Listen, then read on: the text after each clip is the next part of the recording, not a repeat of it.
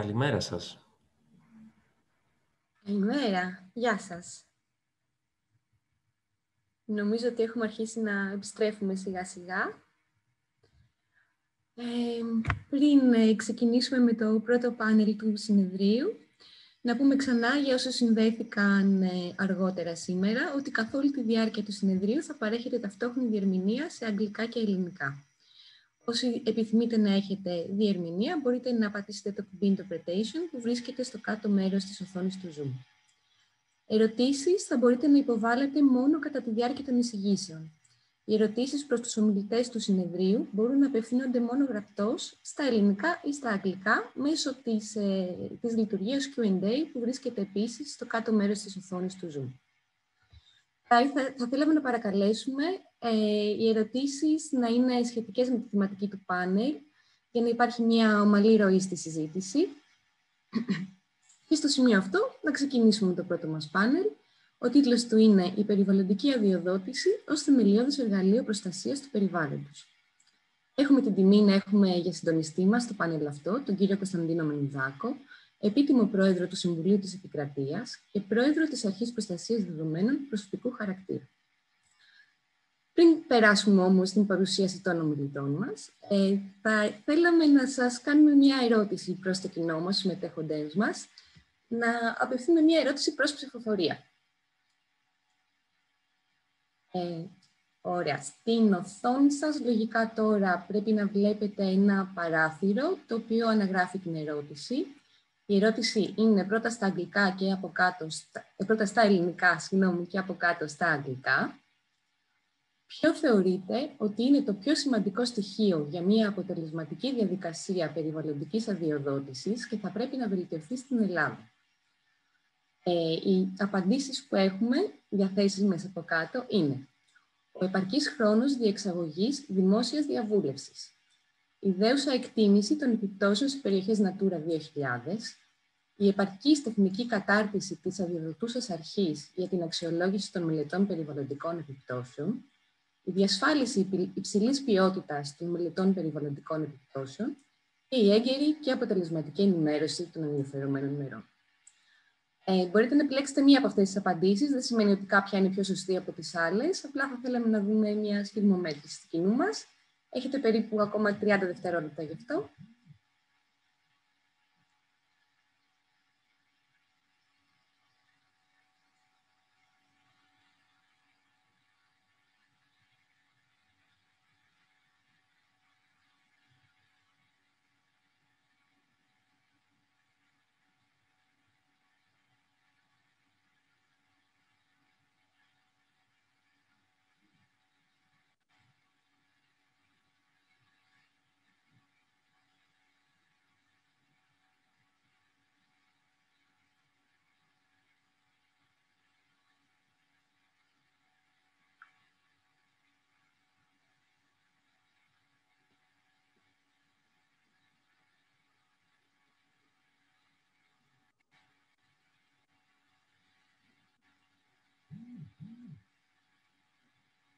Ναι, Σμαράγδα, μπορείς να το κλείσεις αν θέλεις.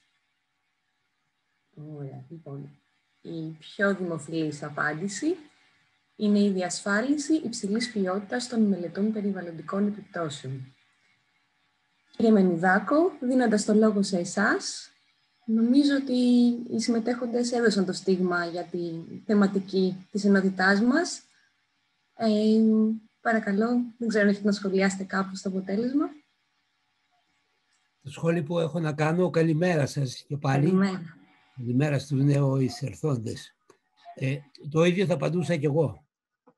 Η ποιότητα των μελετών περιβαλλοντικών επιπτώσεων. Και θα το δούμε ίσως και από τις εισηγήσεις που θα ακολουθήσουν. Τι σημασία έχει η ποιότητα της μελέτης των περιβαλλοντικών επιπτώσεων για πολλούς λόγους. Ο τίτλος αυτής της ενότητας νομίζω έχει πολλές εκδοχές να το δει κανείς και γεννά πολλά σημαντικά ζητήματα. Έχει ιδιαίτερη σημασία η διαδικασία περιβαλλοντικής αδειοδότησης για το περιβάλλον, για την προστασία του περιβάλλοντος. Είναι το μέσο εκείνο με το οποίο εξασφαλίζεται, με το οποίο εφαρμόζεται η αρχή της πρόληψης.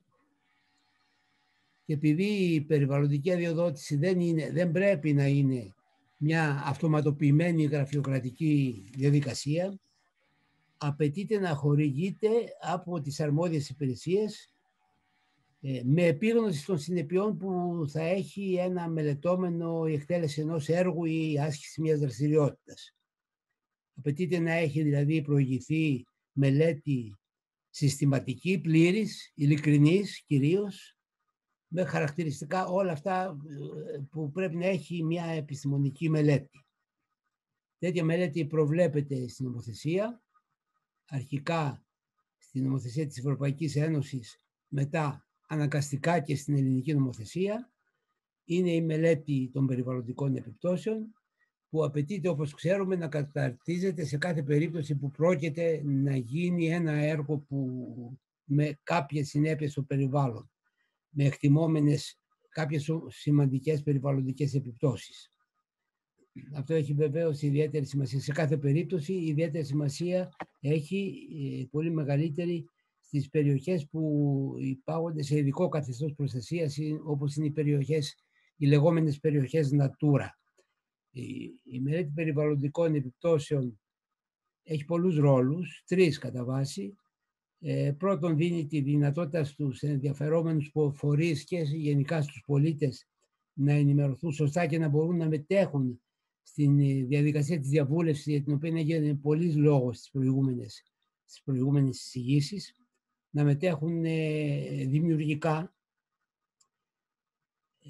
Επίσης, η μελέτη περιβαλλοντικών επιπτώσεων επιτρέπει στα οικεία διοικητικά όργανα να διαπιστώσουν τη συνδρομή των στοιχείων εκείνων και την αξιολογήσουν τα κριτήρια εκείνα τα οποία σύμφωνα με τον νόμο πρέπει να αξιολογήσουν προκειμένου να αδειοδοτήσουν ή όχι, και βεβαίως παρέχει και στα δικαστήρια τη δυνατότητα να αξιολογήσουν, να κρίνουν την νομιμότητα ενός έργου, όπου το βασικό μέσο να το κρίνουν, θα το ακούσουμε αργότερα, είναι νομίζω η μελέτη περιβαλλοντικών επιπτώσεων. Αυτό είναι πιο έντονο στις περιπτώσεις δικών που ασκείται μόνο ακυρωτικός έλεγχος και όχι έλεγχος ουσίας και διαπίστωση πραγματικών δεδομένων πρωτογενώς από το ίδιο το δικαστήριο.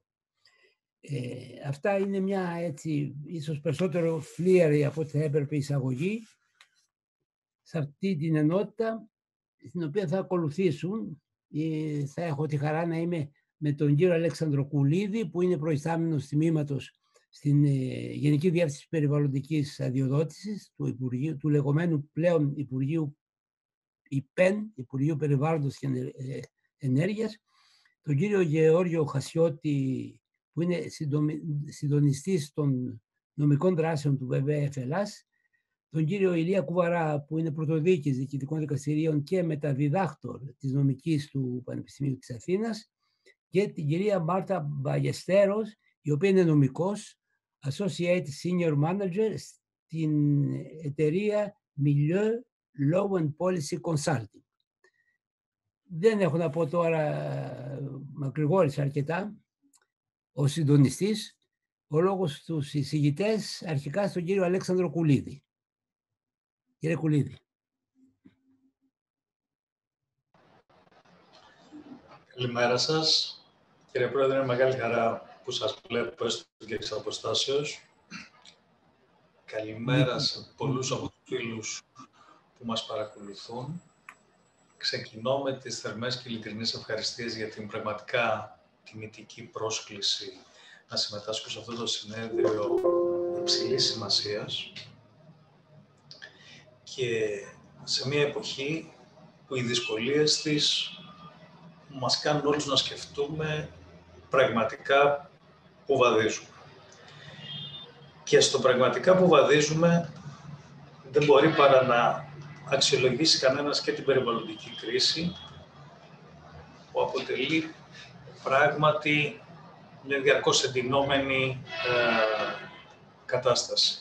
Πολλά από τα διάσημα βιβλία, όπως αυτό που σας δείχνω έτσι 3 σημαντικά, υπογραμμίζουν τα σημάδια της περιβαλλοντικής κρίσης, είτε αυτή αφορά στην απώλεια της βιοποικιλότητας που κοντεύει να πάρει έκταση του έκτου κύματος εξαφάνισης, είτε αφορούν την κλιματική καταστροφή, είτε τις συνέπειες των περιβαλλοντικών κρίσεων πλέον στις κοινωνίες των ανθρώπων. Όχι μόνο στο περιβάλλον, αλλά και στην κατάρρευση ολόκληρων κοινωνιών παγκοσμίως. Αλλά και στην ευρωπαϊκή μας γειτονιά, η φύση, σύμφωνα με την τελευταία έκθεση του Ευρωπαϊκού Οργανισμού Περιβάλλοντος, εξακολουθεί να απειλείται.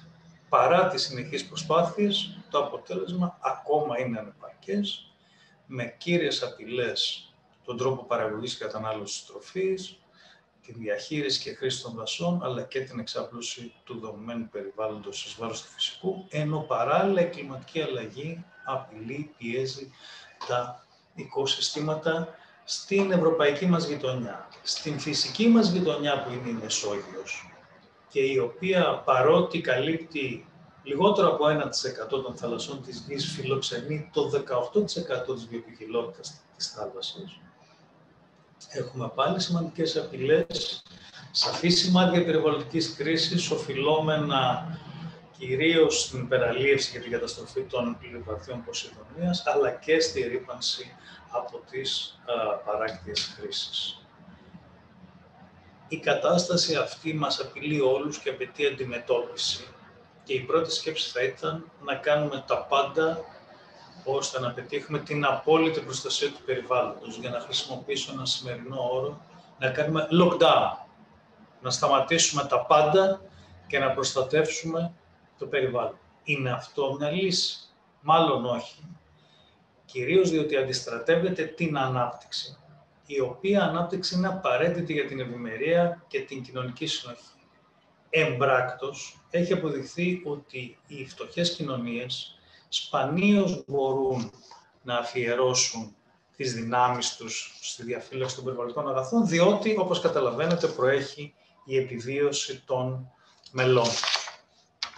Η λύση είναι γνωστή και είναι η αειφόρος ανάπτυξη, δηλαδή προσεγγίσεις ισορροπημένες, που επιτρέπουν την ανάπτυξη εντός της φέρουσας ικανότητας του περιβάλλοντος, εξασφαλίζοντας παράλληλα πόρους για την αύξηση της προστασίας του περιβάλλοντος. Εδώ δεν μπορεί κανείς να υπογραμμίσει το γεγονός ότι ο παγκόσμιος οικονομικός ανταγωνισμός δυσχεραίνει την επίτευξη της περιβαλλοντικής προστασίας, διότι όταν σε ένα μέρος του κόσμου οι περιβαλλοντικοί κανόνες είναι χαλαροί, είναι αυξημένα τα ανταγωνιστικά πλεονεκτήματα και αντιστρόφως, όταν πρέπει να ανταποκριθούμε σε αυστηρούς περιβαλλοντικούς περιορισμούς, μειώνεται η ανταγωνιστικότητα των προϊόντων και υπηρεσιών. Διαμορφώνεται λοιπόν ένα σύνθετο πλέγμα περιβαλλοντικών και αναπτυξιακών προκλήσεων, στο οποίο το περιβαλλοντικό δίκαιο μπορεί και πρέπει να διαδραματίσει πρωτεύοντα ρόλο στην αναζήτηση και τελικά επίτευξη της ισορροπίας ανάμεσα στην άκρατη ανάπτυξη και τους υπερβολικούς περιβαλλοντικούς περιορισμούς. Σε αυτή την αναζήτηση έχει ένα σημαντικό ρόλο και η περιβαλλοντική αδειοδότηση, η οποία με μια λέξη είναι άσκηση ισορροπίας, σαν αυτή που χρειάστηκε για να ισορροπήσουν αυτές οι πέτρες. Είναι μια εξισορροπητική διαδικασία που στοχεύει στην εισαγωγή της περιβαλλοντικής διάστασης στον αναπτυξιακό σχεδιασμό. Πρόκειται δηλαδή για μια έμπρακτη προώθηση της αειφόρου ανάπτυξης. Ποιες είναι οι ιδιότητες που κάνουν την περιβαλλοντική αδειοδότηση ένα βασικό εργαλείο για την προστασία του περιβάλλοντος? Πρώτον, απαιτείται εμβριθής και κυρίως ειδική για κάθε συγκεκριμένη περίπτωση μελέτη και απόφαση. Αυτό σημαίνει ότι οι γενικοί κανόνες εφαρμόζονται με ειδικό για την περίσταση τρόπο, καταλήγοντας σε κατάλληλα μέτρα πέρα ή και πάνω από τις πάγιες απαιτήσεις της νομοθεσίας. Επιπλέον, απαιτείται ολοκληρωμένη ανάλυση των περιβαλλοντικών ζητημάτων, δηλαδή συνδυασμός των θεματικών κανόνων, όπως αυτών, για παράδειγμα, που αφορούν την προστασία των οικοτόπων και ειδών, αυτών που αφορούν τα δάση, των άλλων που αφορούν τα ύδατα, των άλλων που αφορούν την ατμόσφαιρα, το θόρυβο και μια σειρά άλλων περιβαλλοντικών θεματικών ενωτήτων, οι οποίοι κανόνες αναλύονται υπό το πρίσμα του αξιολογούμενου έργου και καταλήγουν σε μέτρα προστασίας ειδικά, τα οποία συχνά είναι πολλαπλής στόχευσης, διότι στοχεύουν στο σχεδιασμό του έργου τον ίδιο και άρα πετυχαίνουν πολλαπλά περιβαλλοντικά αποτελέσματα. Παράλληλα, τα τελευταία χρόνια η ολοκληρωμένη ανάλυση περιλαμβάνει όχι μόνο τις περιβαλλοντικές επιπτώσεις μέσα στη ζώνη του έργου, αλλά και σε σημεία πιο μακριά από το έργο, όπως για παράδειγμα απομακρυσμένα λατομεία που ενδεχομένως χρειάζονται για την κατασκευή του. Επιπλέον, μια άλλη βασική ιδιότητα της περιβαλλοντικής αδειοδότησης που την καθιστά βασικό εργαλείο προστασίας του περιβάλλοντος, αλλά και βασικότατο εργαλείο δημοκρατικού προγραμματισμού της ανάπτυξης, αυτό που προηγουμένως αναφέρθηκε και ως περιβαλλοντική δημοκρατία, είναι ότι πρόκειται για μια διαδικασία ανοιχτή και πολυμερή. Η μελέτη περιβαλλοντικών επιπτώσεων είναι ένα πολυεπιστημονικό πόνημα από μια συνήθως πολύ εκτεταμένη και ιδιαίτερα καταρτισμένη και πολυεπιστημονική ομάδα.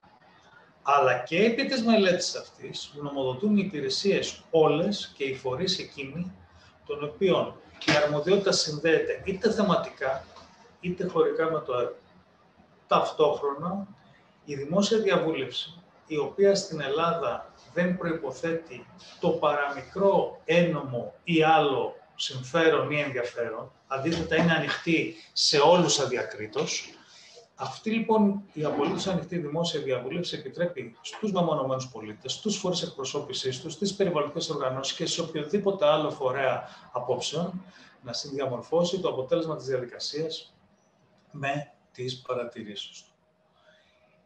Και ένα πρόσθετο και τελικό σημείο που αξίζει να υπογραμμιστεί είναι ότι ενώ η περιβαλλοντική αδειοδότηση κινείται στο επίπεδο των έργων και δραστηριοτήτων, συμπληρώνεται από την στρατηγική περιβαλλοντική εκτίμηση, η οποία κινείται στο επίπεδο το υπερκείμενο των σχεδίων και προγραμμάτων και μέσω της οποίας επιτυγχάνεται η προημότερη δυνατή ενσωμάτωση της περιβαλλοντικής διάστασης στον αναπτυξιακό σχεδιασμό. Αφού προσπάθησα να σας δώσω μερικές βασικές ιδιότητες της περιβαλλοντικής αδειοδότησης, ας δούμε και πώς εφαρμόζεται εμπράκτος στην Ελλάδα. Στοιχεία της τελευταίας οκταετίας, 2012-2019, δείχνουν ότι έχουν εκδοθεί 12.000 και κάτι πράξεις περιβαλλοντικής αδειοδότησης στην Ελλάδα αυτά τα χρόνια. Από αυτές, νέες αποφάσεις, δηλαδή αποφάσεις περιβαλλοντικής αδειοδότησης νέων έργων, ήταν περίπου 5.000, ενώ οι άλλες 7.000 ήταν τροποποιήσεις ή ανανεώσεις. Επιπλέον, από αυτές τις 12.000, περίπου οι 1.700 παρακάτω αφορούσαν έργα μεγάλα, έργα δηλαδή με πολύ σημαντικές επιπτώσεις, ενώ οι υπόλοιπες αφορούσαν σε έργα με απλώς σημαντικές επιπτώσεις, θα μπορούσε να πει κανείς, ενδιάμεσης περιβαλλοντικής σημασίας.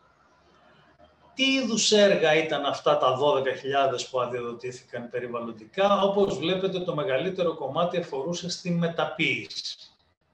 Ένα επίσης μεγάλο κομμάτι αφορούσε στην παραγωγή ενέργειας από ανανεώσιμες πηγές. Ένα σημαντικό επίσης κομμάτι αφορούσε στις περιβαλλοντικές υποδομές, δηλαδή εκείνες που μας βοηθούν να απαλύνουμε τις πιέσεις προς το περιβάλλον, όπως είναι οι εγκαταστάσεις επεξεργασίας λιμάτων και οι μονάδες διαχείρισης αποβλήτων. Σημαντικός αριθμός υπήρξε και στα έργα χερσαίων και εναέριων μεταφορών, αλλά και στις εξορρυκτικές δραστηριότητες λόγω του σημαντικού ορυκτού πλούτου που παρουσιάζει η χώρα μας. Ανά έτος βλέπετε ότι υπάρχουν διακυμάνσεις. Κάποια έτη περιείχαν μεγάλο αριθμό αποφάσεων, κάποια άλλα αρκετά μικρότερο. Και ολοκληρώνω την περιήγησή μου στα ζητήματα περιβαλλοντικής αδειοδότησης, υπογραμμίζοντας ότι οι εθνικοί μας κανόνες παρακολουθούν πλήρως και κατά λεπτός, θα έλεγα, το ενωσιακό δίκαιο. Τόσο σε ό,τι αφορά την κεντρική οδηγία εκτίμησης των περιβαλλοντικών επιπτώσεων, όσο και σε όλες τις συνδεόμενες οδηγίες, όπως είναι η Integrated Emission Directive, η οδηγία στρατηγικής περιβαλλοντικής εκτίμησης, οι οδηγίες για τους οικοτόπους, για τα πτηνά, αλλά και αυτές των νερών και μια σειράς άλλων οδηγιών. Επιπλέον, αξίζει να σημειωθεί ότι διενεργήθηκε πρόσφατα έλεγχος από τις υπηρεσίες της Ευρωπαϊκής Ένωσης για την ορθή εναρμόνιση της εθνικής νομοθεσίας της Ελλάδας αναφορικά με τις περιβαλλοντικές επιπτώσεις σε σχέση με τις διατάξεις της Οδηγίας 2011-92, όπως τροποποιήθηκε με την Οδηγία 2014-52, και διαπιστώθηκε από τον έλεγχο αυτό πληρότητα εναρμόνισης σε όλα τα βασικά ζητήματα. Τόσο σε ό,τι αφορά τις κεντρικές απαιτήσεις, δηλαδή τα κριτήρια με τα οποία κατατάσσονται τα έργα και υποβάλλονται στα διάφορα επίπεδα περιβαλλοντικής αδειοδότησης, τις απαραίτητες μελέτες, τις διαδικασίες, τις διαβουλεύσεις, αλλά και εναρμόνιση ως προς τις νέες απαιτήσεις που δηλαδή εισήχθησαν με αυτή την οδηγία 2014-52 και οι οποίες αφορούν στην υποχρέωση εκτίμησης των επιπτώσεων λόγω της κλιματικής αλλαγής ή λόγω της ευπάθειας του έργου σε φυσικές καταστροφές ή ατυχήματα. Σημεία τριβής υπήρξαν. Αφορούσαν κυρίως επουσιώδη ζητήματα σχετιζόμενα με διατυπώσεις. Για παράδειγμα, οι ενωσιακοί συνάδελφοι θεωρούν απαραίτητο ο νόμος να αναφέρει ότι οι αρνητικές αποφάσεις περιβαλλοντικής αδειοδότησης δημοσιεύονται. Κάτι που γίνεται ήδη, απλώς γίνεται από κεκτημένη ταχύτητα και όχι επειδή το λέει ο νόμος. Άλλο σημείο τριβής αφορούσε την εξαίρεση των έργων που εξυπηρετούν σκοπούς εθνικής άμυνας. Εκεί οι συνάδελφοι της Ευρωπαϊκής Επιτροπής επιμένουν ότι πρέπει αυτή η εξαίρεση να αφορά έργα που στοχεύουν αποκλειστικά στην εθνική άμυνα. Όπως και να έχει, τα περισσότερα σημεία τριβής αντιμετωπίστηκαν με τον πρόσφατο νόμο 4685 του 2020. Αν κάποιος προσπαθήσει να δει τη δομή της περιβαλλοντικής αδειοδότησης, διαπιστώνει ότι υπάρχει ένας και μόνο βασικός νόμος. Δεν υπάρχει δηλαδή η συνήθις πολυνομία σε αυτό το διοικητικό πεδίο. Ο βασικός νόμος είναι ένας, έστω και αν τροποποιείται κατά καιρούς. Και αυτός ο νόμος ρυθμίζει όλες τις βασικές πτυχές της διαδικασίας, όπως είναι η κατάταξη των έργων ανάλογα με την ένταση και την σημασία των περιβαλλοντικών τους επιπτώσεων, τις διαδικασίες που πρέπει να ακολουθούνται κατά την περιβαλλοντική αδειοδότηση, τόσο σε ό,τι αφορά τις νέες αποφάσεις, όσο και στις ανανεώσεις, τροποποιήσεις και άλλες διαδικασίες, τις προδιαγραφές τις οποίες πρέπει να υπακούν τόσο οι μελέτες αλλά και οι αποφάσεις, και επιπλέον την διαφάνεια μέσω του ηλεκτρονικού περιβαλλοντικού μητρώου και του ειδικού ιστοτόπου, στον οποίο δημοσιεύονται επιπροσθέτως της διάρκειας μόνο οι αποφάσεις της περιβαλλοντικής αδειοδότησης. Και ενώ αυτά αφορούν τα βασικά στοιχεία της περιβαλλοντικής αδειοδότησης, ο ίδιος νόμος προβλέπει μία ενεργή διασύνδεση με τις θεματικές νομοθεσίες που αφορούν τα δάση, τον αιγάλο και την παραλία, τα ύδατα, την βιοποικιλότητα μέσω της ειδικής οικολογικής αξιολόγησης, τα απόβλητα μέσω των αδειών διαχείρισης αποβλήτων, αλλά και την πολιτιστική κληρονομιά, τη χωροταξική και πολεοδομική συμβατότητα, καθώς και ζητήματα που σχετίζονται με την ποιότητα του αέρα και τον θόρυβο. Υπάρχει λοιπόν μια πλήρης διασύνδεση της περιβαλλοντικής αδειοδότησης και όχι μια αυτονομία της από τους υπόλοιπους θεματικούς περιβαλλοντικούς κανόνες. Σε αυτή τη διαφάνεια σας δείχνω μόνο, για να πάρετε μια ιδέα, την διαδρομή της περιβαλλοντικής αδειοδότησης στο διάγραμμα ροής, με την ελπίδα ότι θα ενισχυθεί η εντύπωση ότι πρόκειται για μια διαδικασία πάρα πολύ καλά χαρτογραφημένη, περίπλοκη, όπως φαίνεται από το διάγραμμα, αλλά με τα στάδια της σαφή και ξεκάθαρα, την έκβαση του κάθε σταδίου να οδηγεί σε συγκεκριμένα βήματα και τον κάθε ένα συμμετέχοντα, δηλαδή τους φορείς, τις αρχές, τα περιφερειακά συμβούλια, τις υπηρεσίες, τους πολίτες και τους φορείς της εκπροσώπησής τους, να γνωρίζουν και να είναι απολύτως οριοθετημένος ο ρόλος τους σε κάθε στάδιο της διαδικασίας. Μετά από όλα αυτά, ίσως αξίζει να σκεφτούμε πόσο αποτελεσματική τελικά είναι αυτή η περιβαλλοντική αδειοδότηση. Ρωτώντας καταρχήν, είναι μια διαδικασία κατάλληλη για το σκοπό που υιοθετήθηκε. Το χρονικό και το οικονομικό κόστος της διαδικασίας περιβαλλοντικής αδειοδότησης αναμφισβήτητα είναι σημαντικό.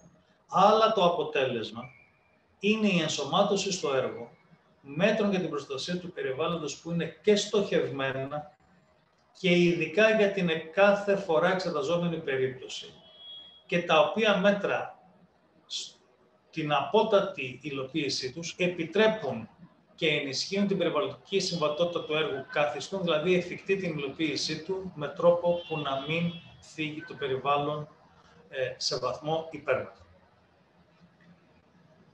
Υπήρξαν στις δύο προηγούμενες εκδοχές και στο εθνικό αλλά και στο ενωσιακό επίπεδο δείγματα αποσπασματικότητας. Η περιβαλλοντική αδειοδότηση κοιτούσε το δικό τους πεδίο και παρήγαγε καθυστερήσεις συχνά ανώφελες για το περιβάλλον. Με ποια μορφή χορηγούνταν, για παράδειγμα, η απόφαση έγκρισης περιβαλλοντικών όρων και μετά θα έπρεπε με άλλη διαδικασία να χορηγηθεί η έγκριση επέμβασης και μια τρίτη διαδικασία η άδεια διαχείρισης αποβλήτων και μια τέταρτη διαδικασία η άδεια επαναχρησιμοποίησης ανακτημένου νερού κλπ. Αυτές οι καθυστερήσεις ήταν ανώφελες για το περιβάλλον και αντιμετωπίστηκαν με την τρέχουσα μορφή της περιβαλλοντικής αδειοδότησης, είτε στο επίπεδο του ενωσιακού δικαίου, όπου εισήχθη η έννοια της ενοποιημένης ή συντονισμένης προσέγγισης, η Ελλάδα επέλεξε την ενοποιημένη, αλλά και εμπράκτος, συμπεριλαμβάνοντας πλέον στη διαδικασία περιβαλλοντικής αδειοδότησης και την ειδική οικολογική αξιολόγηση, που έχει το ρόλο της δέουσας εκτίμησης, και την έγκριση επέμβασης σε εκτάσεις που ρυθμίζονται από τη δασική νομοθεσία και την επαναχρησιμοποίηση των ανακτημένου νερού. Αυτό που αξίζει να σημειωθεί όμως είναι ότι η περιβαλλοντική αδειοδότηση έχει επιδράσει στο σχεδιασμό των έργων. Έργα τα οποία είναι βέβαιο με βάση την κατάσταση που διαμόρφωσε η περιβαλλοντική αδειοδότηση ότι δεν θα ελάμβαναν περιβαλλοντική άδεια, δεν σχεδιάζονται καν. Δεν επενδύονται χρήματα σε μελέτες και σχεδιασμούς έργων, τα οποία είναι βέβαιο ότι δεν θα λάμβαναν περιβαλλοντική άδεια. Αυτό αφαιρεί αρκετά μεγάλη θεωρητική πίεση υπαρκτή τις προηγούμενες δεκαετίες από το περιβάλλον. Και παράλληλα, η περιβαλλοντική αδειοδότηση έχει καταφέρει να ανάγει το περιβάλλον, που κάποτε ήταν δευτερεύουσα και τριτεύουσα προτεραιότητα, πλέον σε ισότιμο ζήτημα σχεδιασμού μαζί με τα τεχνικά και οικονομικά ζητήματα, επιτυγχάνοντας τελικά αειφόρο σχεδιασμό στην πράξη. Ένα άλλο ερώτημα σχετικό με την αποτελεσματικότητα της περιβαλλοντικής αδειοδότησης αφορά την επάρκεια του βαθμού δημόσιας συμμετοχής. Εδώ μπορεί να σημειωθεί ότι η περιβαλλοντική αδειοδότηση διεξάγεται πλέον μόνο διαδικτυακά. Οι περιβαλλοντικές μελέτες, όλες οι γνωμοδοτήσεις, αλλά και οι αποφάσεις είναι ελεύθερα διαθέσιμες στο διαδίκτυο, οποιαδήποτε μέρα και ώρα, από το σπίτι ή το γραφείο του καθενός, για όλους ανεξαιρέτως, χωρίς προϋποθέσεις. Η απόφαση, σύμφωνα με τις προδιαγραφές που σας ανέφερα πιο πριν, οφείλει να περιέχει πληροφορίες όχι μόνο για τα μέτρα που επιβάλλονται στο έργο, αλλά και για τον τρόπο που αξιολογήθηκαν και λήφθηκαν υπόψη οι απόψεις της δημόσιας διαβούλευσης. Και με τον τρόπο αυτό διαφαίνεται ότι εξασφαλίζονται οι μέγιστες δυνατές προϋποθέσεις διαφάνειας και ενεργής συμμετοχής όλων των μερών της περιβαλλοντικής αδειοδότησης. Ένα άλλο ερώτημα για την αποτελεσματικότητα της περιβαλλοντικής αδειοδότησης είναι αν επαρκεί η διαδικασία αυτή, η οποία είναι προληπτική. Είναι διαδικασία εξάντε, γίνεται εκ των προτέρων. Και η απάντηση είναι όχι. Όσο καλή και να είναι η περιβαλλοντική αδειοδότηση, είναι απαραίτητη η ex post ή εκ των υστέρων έλεγχη. Μέχρι τώρα όμως, το έδειξε και η Θεοδότα νωρίτερα, το εύρος και κυρίως ο αριθμός των περιβαλλοντικών επιθεωρήσεων δεν είναι επαρκής. Η υποχρέωση παράλληλα μέσω της περιβαλλοντικής αδειοδότησης που επιβάλλεται στα έργα ώστε να παρακολουθούν το περιβάλλον τους και να δημοσιεύουν τα αποτελέσματα, συνεισφέρει σε σημαντικό βαθμό στην αποτελεσματική εφαρμογή των περιβαλλοντικών όρων. Γιατί? Διότι όταν ένας φορέας έργου γνωρίζει ότι στο τέλος της χρονιάς πρέπει να δημοσιεύσει περιβαλλοντικά αποτελέσματα, είναι επιμελέστερο στην εφαρμογή των περιβαλλοντικών όρων καθ' όλη τη διάρκεια του έτους. Υπάρχουν όμως πέραν της περιβαλλοντικής παρακολούθησης και άλλα στοιχεία, άλλα εργαλεία για τον έλεγχο της στήριξης των περιβαλλοντικών όρων, τα οποία είναι άγνωστα στην Ελλάδα, όπως είναι κυρίως η ανάλυση μετά το έργο, η post-project ανάλυση, όπου γίνεται μια περιβαλλοντική αποτίμηση τόσο της εφαρμογής των όρων, όσο και κυρίως του βαθμού που τελικά προστατεύτηκε ή επηρεάστηκε το περιβάλλον και συνακόλουθα της αναγκαιότητας ή μη νέων μέτρων.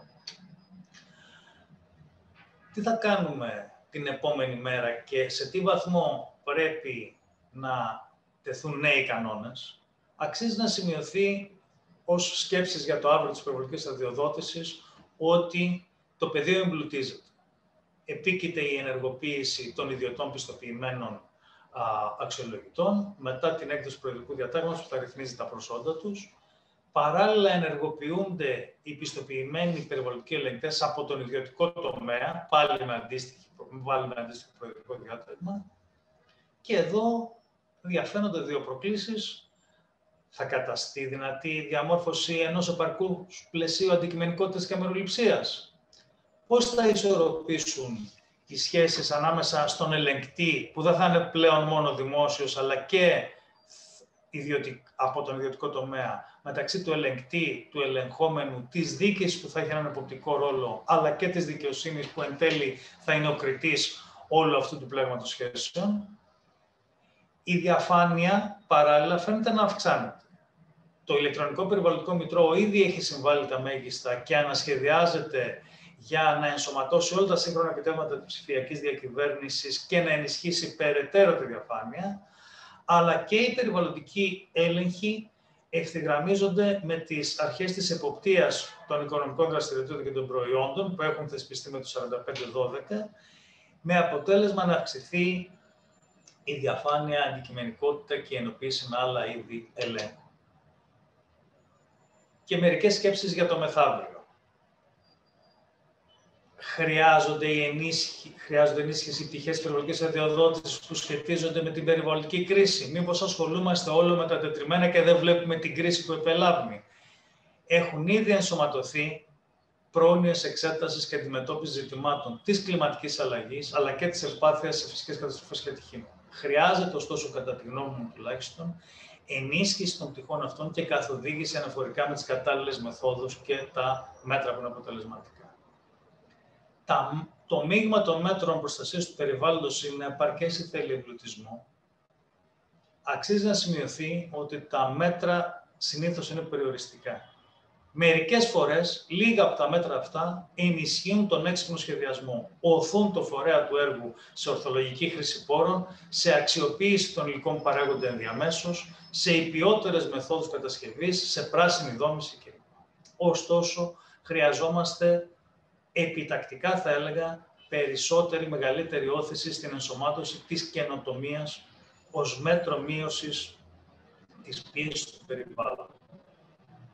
Ιστορικά, αν δει κανείς τους προηγούμενους αιώνες, η καινοτομία ήταν ο κοινός παρονομαστής υπέρβασης των απειλών κατά της ανθρωπότητας, είτε αυτά αφορούσαν υγειονομικές κρίσεις, είτε αφορούσαν περιβαλλοντικές κρίσεις. Σήμερα, που η περιβαλλοντική και η κλιματική κρίση έχει πάρει διαστάσεις τέτοιας παγκόσμιας απειλής, η καινοτομία θα πρέπει να είναι ένας από τους βασικούς τομείς που θα πρέπει να μας βοηθήσει να υπερβούμε τον κίνδυνο.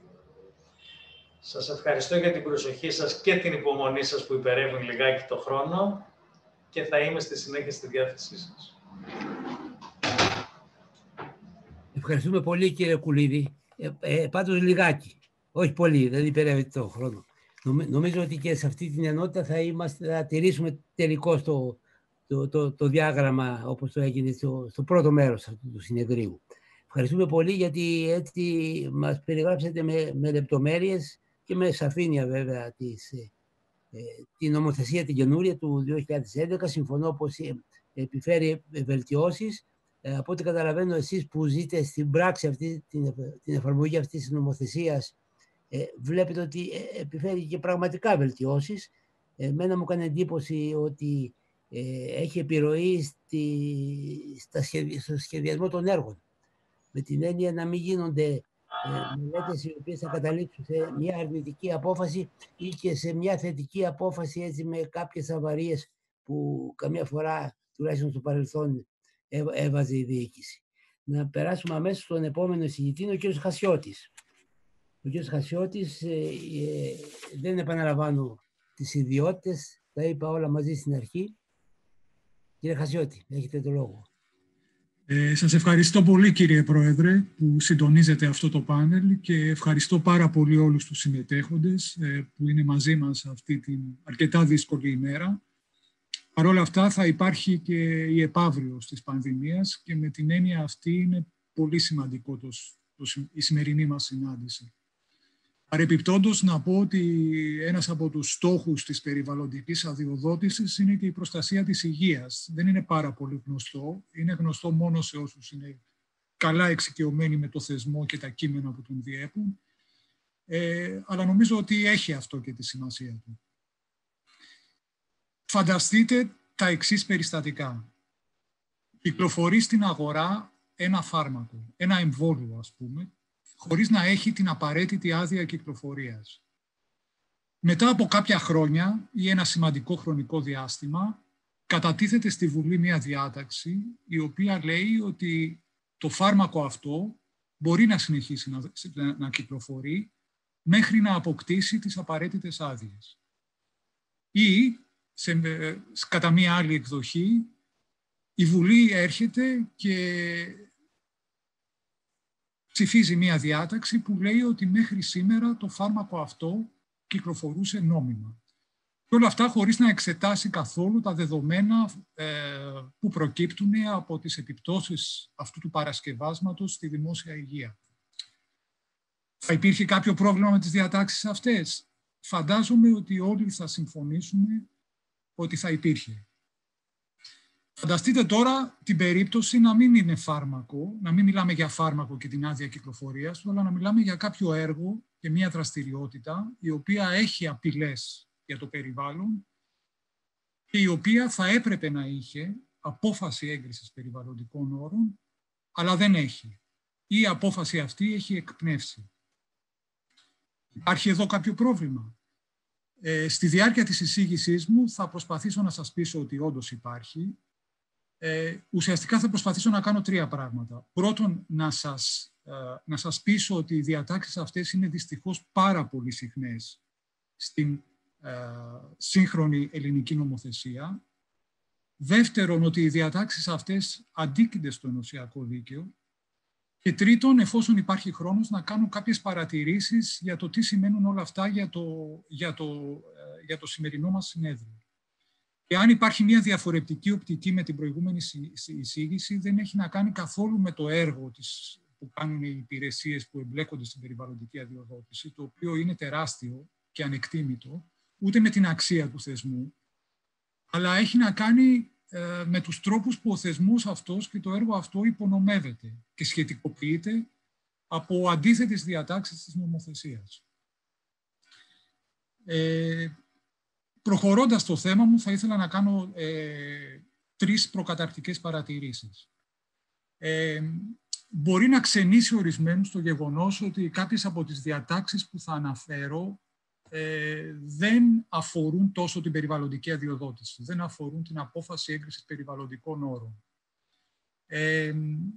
Αυτό δεν θα πρέπει να μας ξενίζει, διότι, για δύο τουλάχιστον λόγους. Πρώτον, διότι κατά το εθνικό μας δίκαιο κάθε άδεια πρέπει να βασίζεται στην απόφαση έγκρισης περιβαλλοντικών όρων. Είναι αυτό, θα έλεγα, ουσιαστικό για να διατηρεί ο θεσμός την ισχύ του. Και δεύτερον, γιατί η έννοια της χορήγησης άδειας για λόγους περιβαλλοντικής αδειοδότησης είναι μια έννοια ενωσιακού δικαίου. Κατά τη σχετική οδηγία, άδεια δεν είναι παρά η απόφαση της αρμόδιας αρχής που επιτρέπει στον κύριο του έργου να υλοποιήσει το έργο.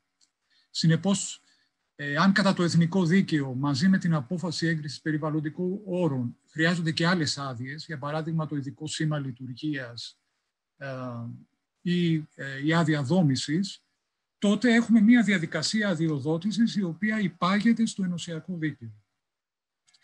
Δεύτερον, πολλές από τις διατάξεις που θα αναφερθώ είναι λίγο περιθωριοποιημένες. Δεν αφορούν την κεντρική νομοθεσία για την περιβαλλοντική αδειοδότηση που περιέγραψε ο κύριος Πουλίδης.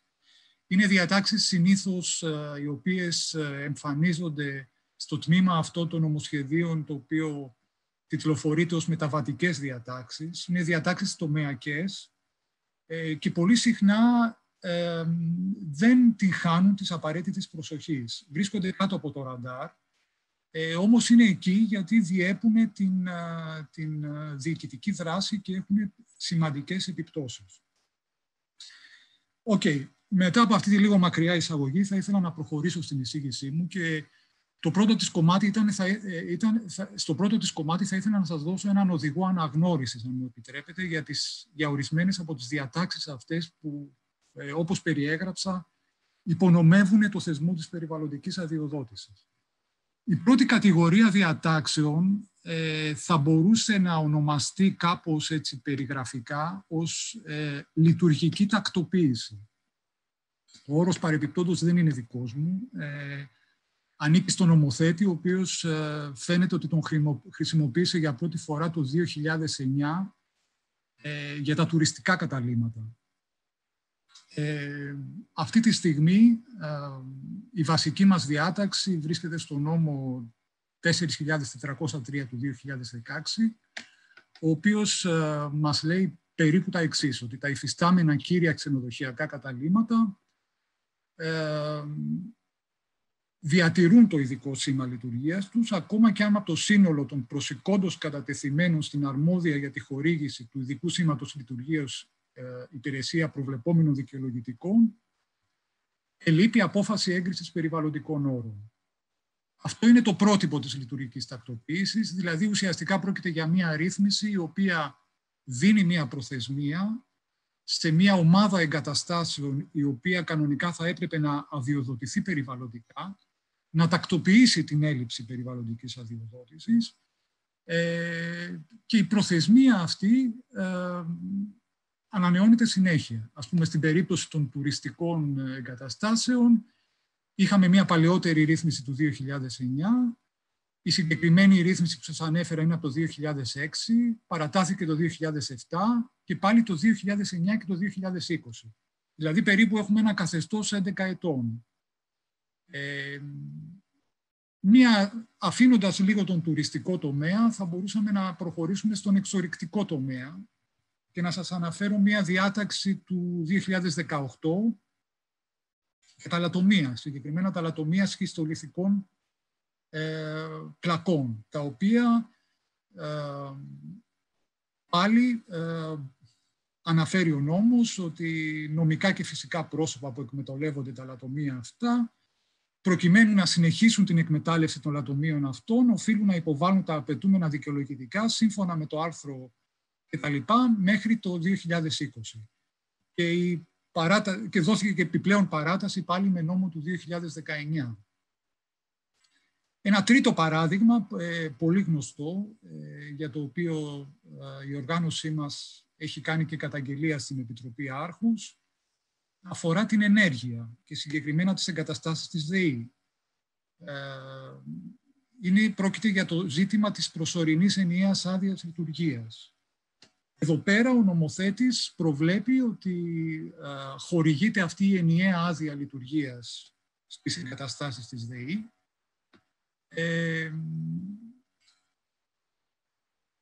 και παρατείνεται διαδοχικά.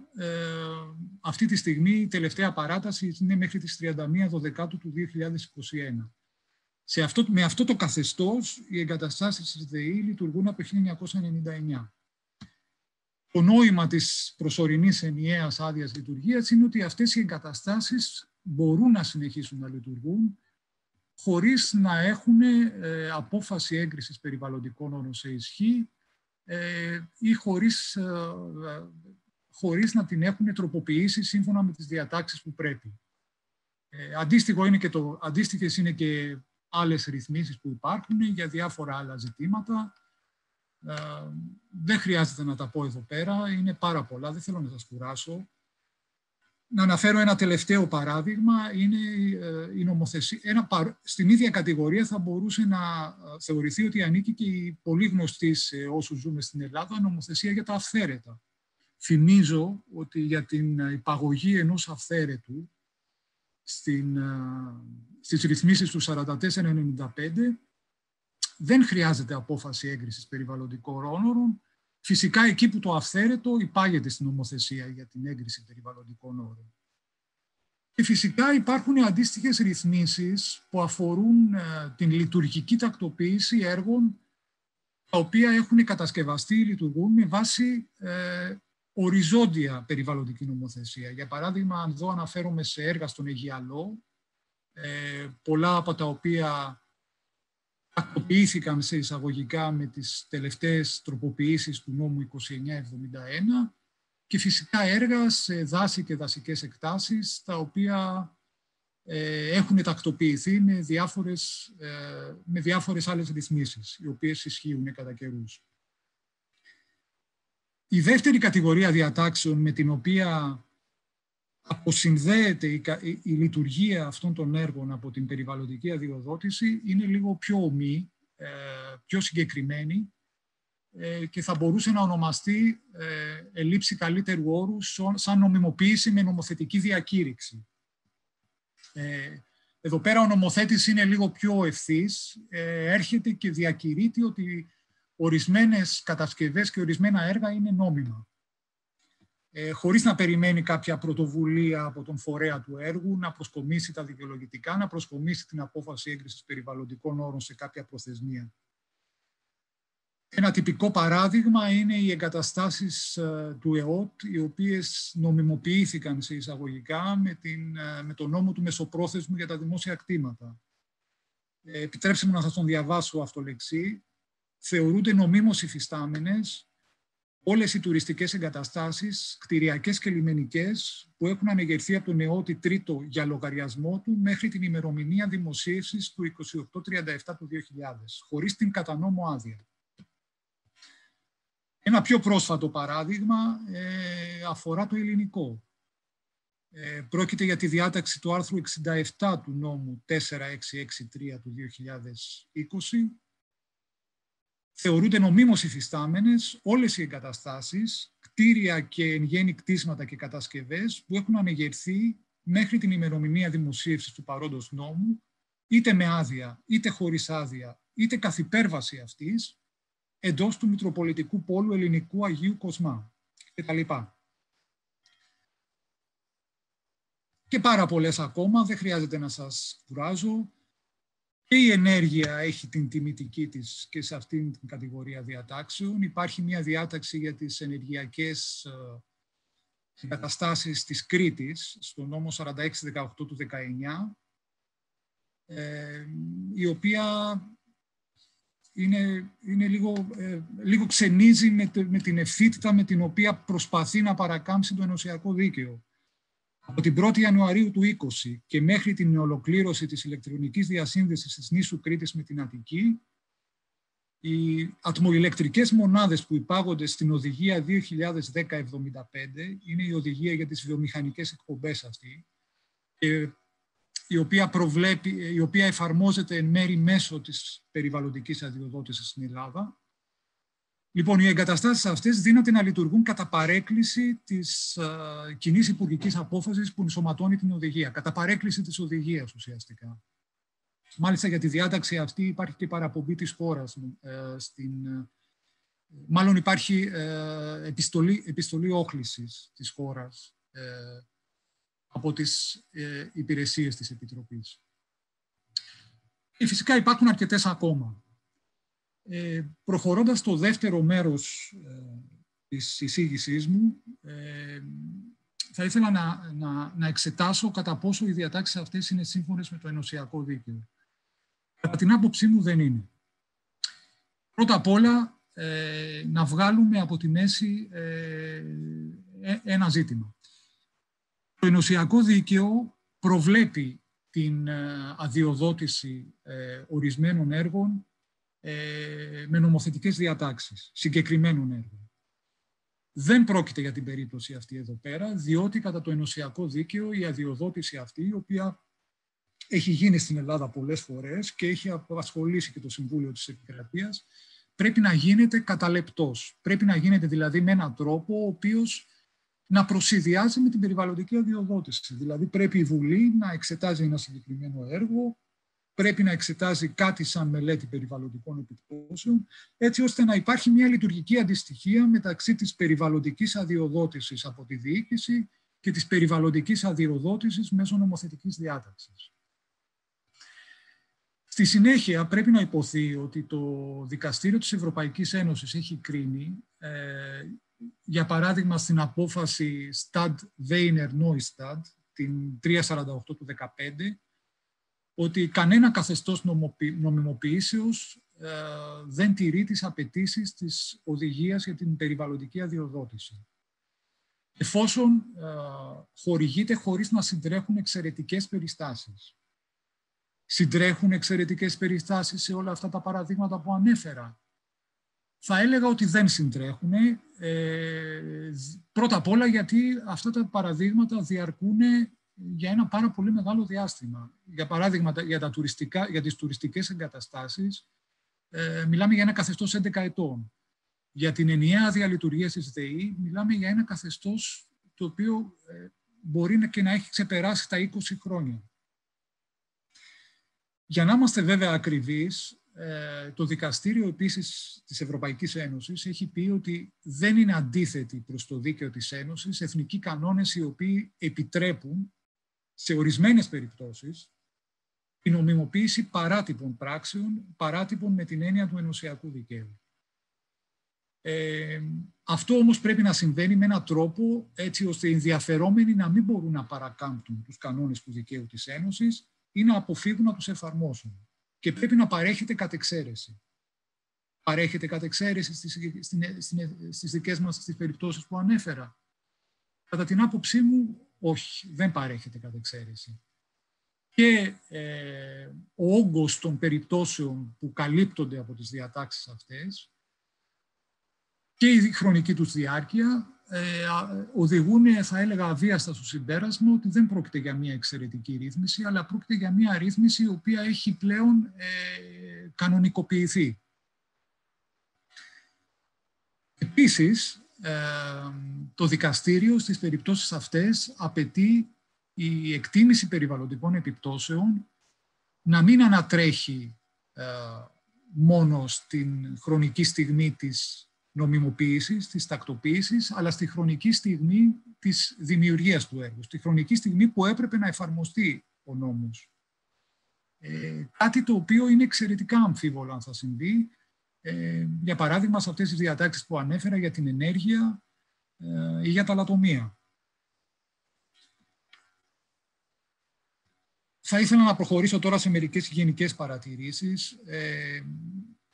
Κατά την άποψή μου πρόκειται για ένα καθεστώς το οποίο είναι ευρύτατα διαδεδομένο. Επαναλαμβάνεται συνέχεια. Δεν θέλω να...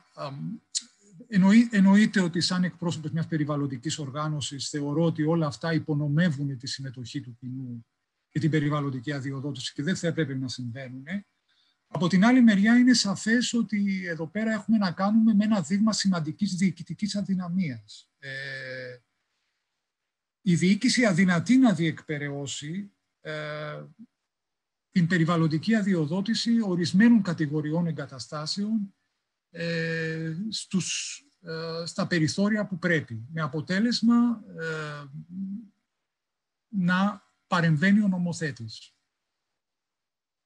Αναρωτιέμαι τι θα συμβεί μπροστά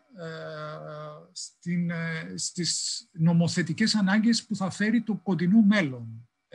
Η πρόεδρος της Δημοκρατίας μας μίλησε για την Ευρωπαϊκή Πράσινη Συμφωνία. Έρχεται η κυκλική οικονομία. Έρχεται η κλιματική νομοθεσία. Όλες αυτές οι νομοθεσίες θα επηρεάσουν και εν μέρει θα εφαρμοστούν μέσω της περιβαλλοντικής αδειοδότησης. Θα συνεχιστεί η ίδια πρακτική? Δεύτερον, θα ήθελα να παρατηρήσω ότι όλες αυτές οι διατάξεις διακρίνονται από μια μεγάλη αδιαφάνεια. Και η θέσπισή τους είναι αδιαφανής. Αυτή τη στιγμή οι περισσότερες από αυτές δεν είναι γνωστές. Και κυρίως η εφαρμογή τους είναι αδιαφανής. Δηλαδή δεν γνωρίζουμε ποιες από αυτές τις τουριστικές εγκαταστάσεις και ποιες από αυτές τις ενεργειακές εγκαταστάσεις τελικά εκμεταλλεύονται τις συνεχείς προθεσμίες που τους δίνονται για να τακτοποιήσουν από πλευράς περιβαλλοντικής αδειοδότησης τη λειτουργία τους. Θα ήθελα να θυμίσω επίσης ότι το ενωσιακό δίκαιο δεσμεύει και τις διοικητικές αρχές και αυτό είναι ένα μεγάλο πρόβλημα για τις διοικητικές αρχές. Κύριε Χασιώτη, μια υπενθύμηση, είμαστε 20 λεπτά. Συγγνώμη, με αυτό καταλήγω. Και μία τελευταία παρατήρηση και με αυτό καταλήγω, κύριε Πρόεδρε, ότι που έχει να κάνει με το θέμα του συνεδρίου, το περιβαλλοντικό δίκαιο μπροστά στην περιβαλλοντική κρίση. Το περιβαλλοντικό δίκαιο ρυθμίζει κινδύνους και η παροχή αυτού του προκαλήματος νομιμοποίηση σε ορισμένες εγκαταστάσεις και έργα τα οποία δεν έχουν την περιβαλλοντική τους αδειοδότηση εντείνει σε τελική ανάλυση τους κινδύνους για το περιβάλλον και για όλους εμάς. Σας ευχαριστώ για την προσοχή σας και συγγνώμη για την πάρα πολύ σημαντική υπέρβαση του χρόνου. Ευχαριστούμε πολύ. Ευχαριστούμε και εμείς, κύριε Χασιώτη. Αν θέλει κανείς να δει ποια εικόνα διαγράφεται από τις εισηγήσεις Κουλίδη και Χασιώτη, είναι μια εικόνα την οποία αντανακλάται η παθογένεια, μια παλαιά και δυστυχώς συνεχιζόμενη παθογένεια της ελληνικής νομοθεσίας. Ένας νόμος κατά βάση με αρχές, με δομή, με συνοχή, αρχίζει και ξυλώνεται πολύ γρήγορα την επόμενη και πολλές φορές μέσα σε 1 ή 2 μήνες. Έχουμε και τέτοια παραδείγματα και στην περιβαλλοντική και στην πολεοδομική νομοθεσία. Τώρα, το λόγο έχει ο κ. Κουβαράς, ο οποίος θα μας μιλήσει για το άβατο των τεχνικών κρίσεων και τα όρια του ακυρωτικού ελέγχου. Καλησπέρα και από μένα από την κοιλάδα του Αχελώου, για την οποία φρόντισαν εδώ οι διοργανωτές του συνεδρίου, τους οποίους και εγώ με τη σειρά μου θα ήθελα να ευχαριστήσω για την πολύ τιμητική πρόσκληση. Θα τηρήσω, κύριε Πρόεδρε, αυστηρά το 10 λεπτό, επιστρέφοντας λοιπόν στα νομικά, στο ζήτημα του δικαστικού ελέγχου στις περιβαλλοντικές διαφορές. Ένα λεπτό. Προσπαθώ να εμφανιστεί το PowerPoint μου, αλλά δεν το δέχεται. Ωραία, το δέχτηκε. Το βλέπετε? Εμφανίζεται στις οθόνες σας?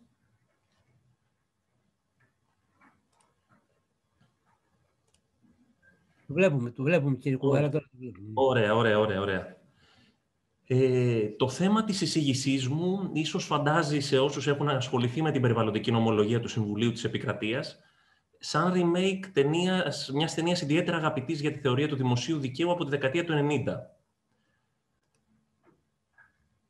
Αλλάζει. Η επανεπίσκεψη όμως του ζητήματος της σχέσης του δικαστικού ελέγχου με τις τεχνικές κρίσεις της διοίκησης υπαγορεύεται από τη συνεχώς εντυνόμενη τεχνοκρατικοποίηση που χαρακτηρίζει το σύγχρονο περιβαλλοντικό δίκαιο. Υπαγορεύεται επίσης, όπως θα αναλυθεί κατωτέρω, από τη συναφή αίσθηση μιας προϊούσας διαστολής του χώρου που καταλαμβάνουν οι τεχνικές κρίσεις στην ομολογία.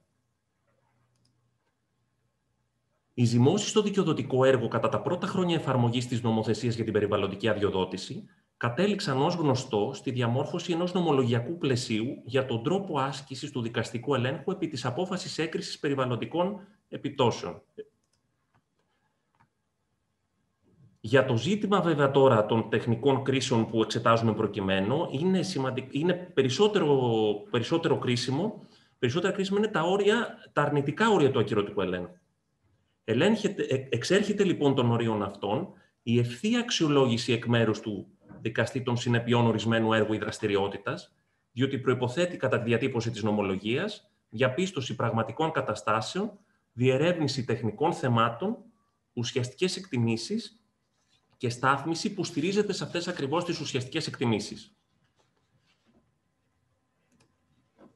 Ειδικότερα παράβαση της αρχής της βιώσιμης ανάπτυξης ελέγχεται ευθέως από τον ακυρωτικό δικαστή, μόνο αν από τα στοιχεία της δικογραφίας και με βάση τα διδάγματα της κοινής πείρας προκύπτει ότι η προκαλούμενη από το έργο βλάβη για το περιβάλλον είναι μη επανορθώσιμη ή είναι προφανώς δυσανάλογη με το προσδοκόμενο όφελος και έχει τέτοια έκταση και συνέπειες, ώστε προδήλως να αντιστρατεύεται τη συνταγματική αυτή αρχή.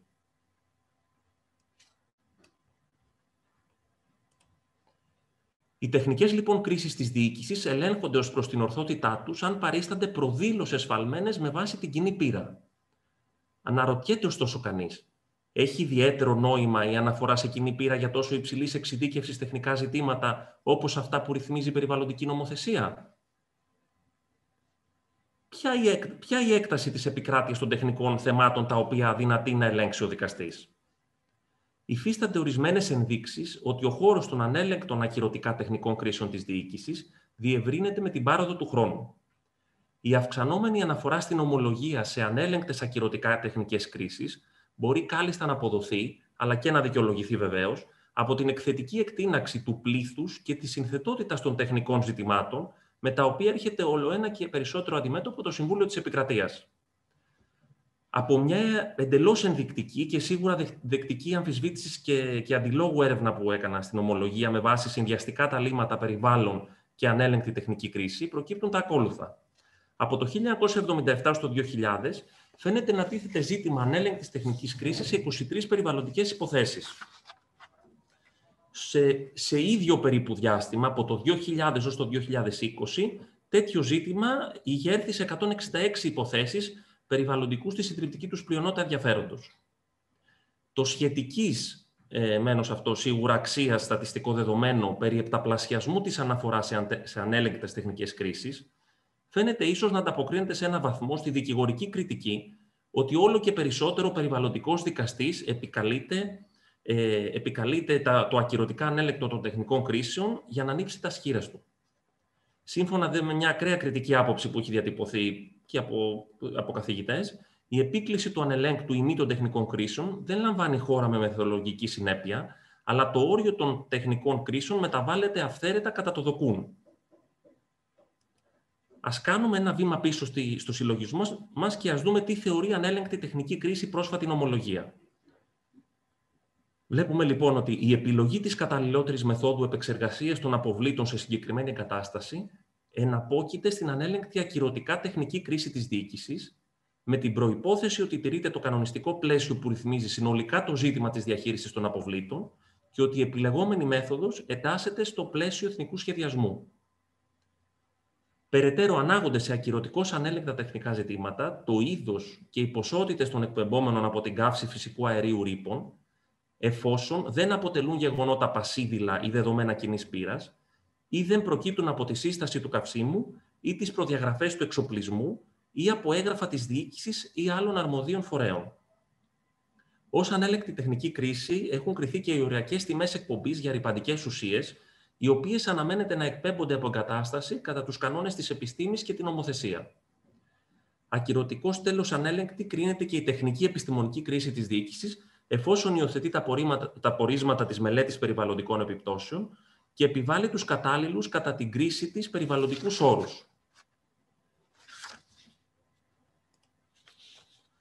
Αν ιδίως κατά τη δεκαετία του 90 αλλά και στις αρχές του 2000, το Συμβούλιο Επικρατείας υπήρξαν αμφίβολα πρωτοπόρος των εξελίξεων όσον αφορά την εφαρμογή αλλά και τον εξυγχρονισμό της περιβαλλοντικής νομοθεσίας, η ταχύτητα της μεταβολής των τεχνικών και επιστημονικών δεδομένων φαίνεται ίσως να καθιστά όλο και πιο δύσκολη την παρακολούθηση και τον έλεγχο της εφαρμογής της.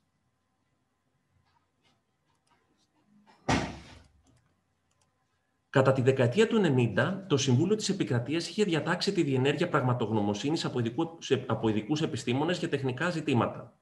Για παράδειγμα, από γεωλόγο και υδροβιολόγο, προκειμένου να σχηματίσει δικανική πεποίθηση όσον αφορά το ζήτημα της ύπαρξης ή μη παλαιού αιγιαλού σε ορισμένη περιοχή, ή πραγματογνωμοσύνη προκειμένου να διαπιστωθεί ο δασικός ή μη χαρακτήρας έκτασης. Έκτοτε, η προσφυγή στη διενέργεια πραγματογνωμοσύνης εγκαταλείφθηκε από το δικαστήριο σε επιλογή, ενώ το δικονομικό πλαίσιο παρέμεινε στην πορεία των χρόνων σχεδόν αμετάβλητο ως προς τη δυνατότητα του δικαστή να συνδιαλέγεται με επιστημονικούς φορείς. Η συνεχής διεύρυνση της επικράτειας των τεχνικών κρίσεων και τελικά του πεδίου της διοικητικής δράσης που εκφεύγει του δικαστικού ελέγχου εγείρει ένα σοβαρό ζήτημα δικαστικής προστασίας και ενδεχομένως, όπως θα παρατηρήσουμε και κατωτέρω, ένα ζήτημα θεσμικού κενού. Ούτε μπορεί να θεωρηθεί ικανοποιητικό και επαρκές αντιστάθμισμα η αναμφισβήτητη παράλληλη διεύρυνση των οριζόντων του ακυρωτικού δικαστή όσον αφορά τα λεγόμενα επιστημονικά πασίδηλα. Η εντυνόμενη τεχνοκρατικοποίηση του περιβαλλοντικού δικαίου θα πρέπει μάλλον να αντιμετωπιστεί με δραστικότερες βελτιωτικές παρεμβάσεις στη θεσμική αρχιτεκτονική.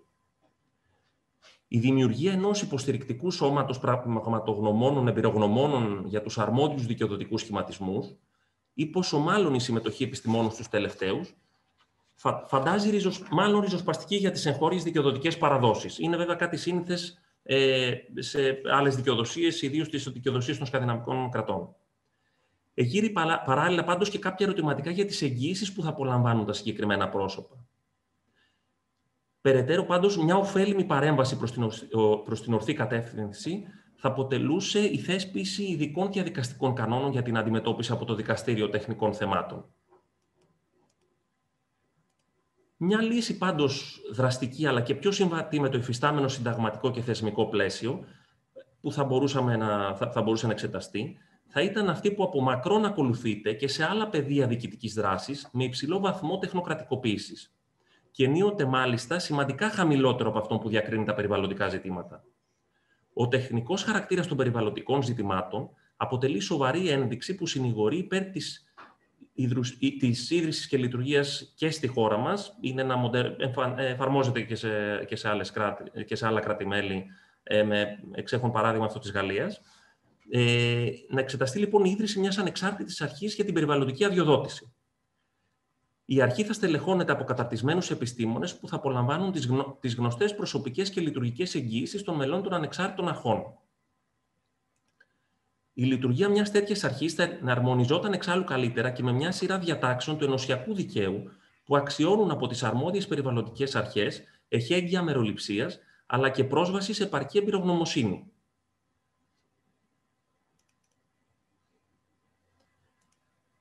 Αρμοδιότητα της αρχής θα μπορούσε να είναι η περιβαλλοντική αδειοδότηση των έργων ή, σκοπιμότερο για λόγους οικονομίας διοικητικών πόρων, η εξέταση διοικητικών προσφυγών κατά αποφάσεων έγκρισης ή απόρριψης περιβαλλοντικών όρων.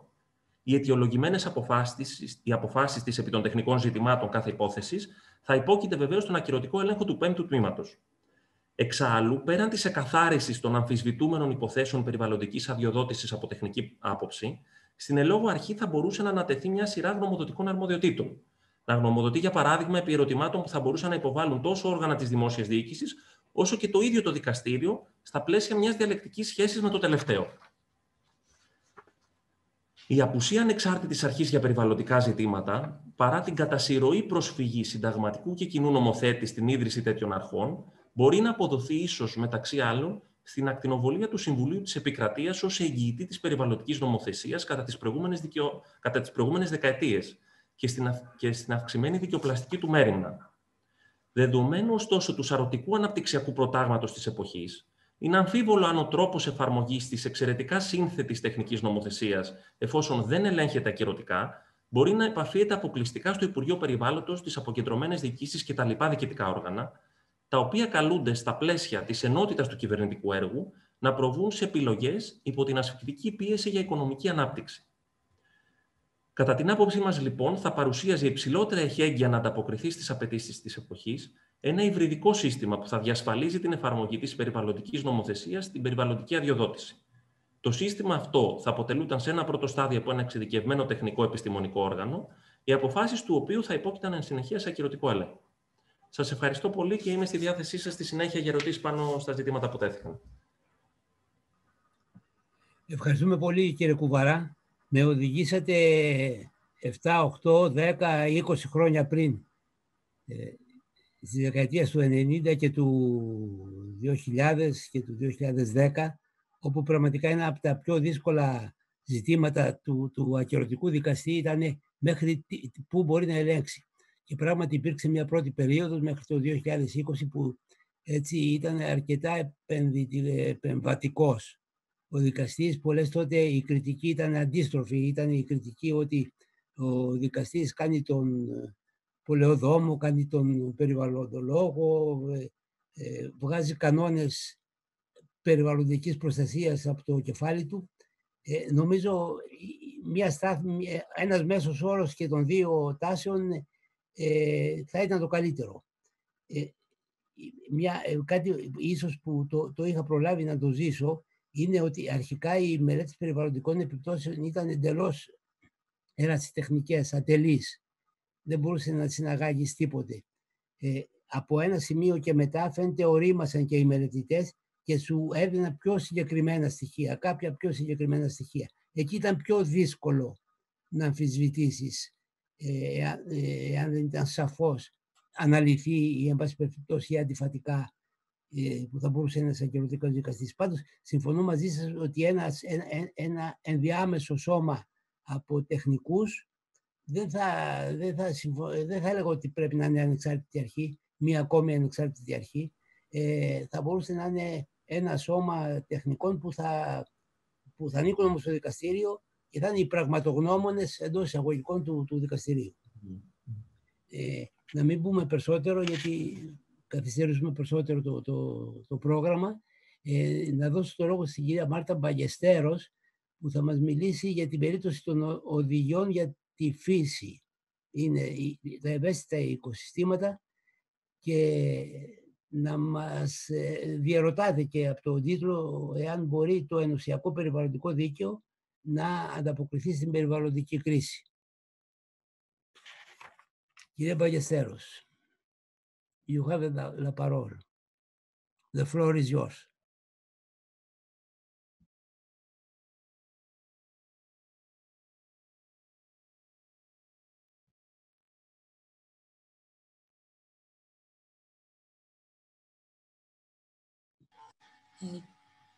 Mrs. Ballesteros, I think we cannot hear you.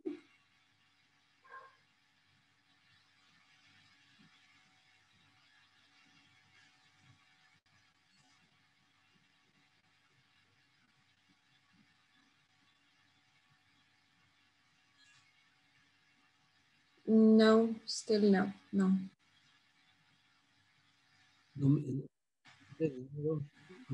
Διερμηνείς ακούνε, εμείς δεν ακούμε.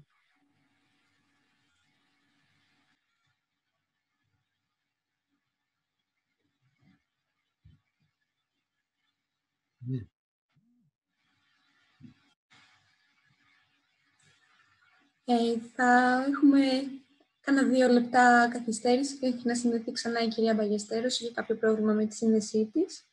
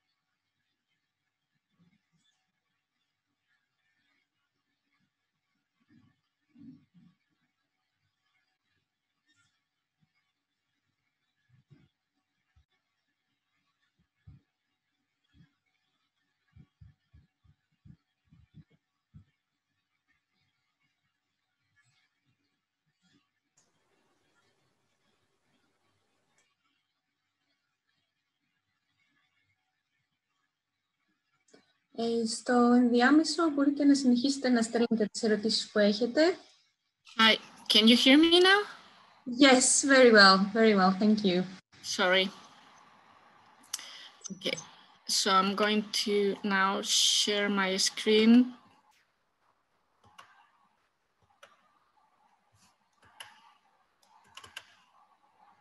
Can you hear it? Can you see it? Mm-hmm.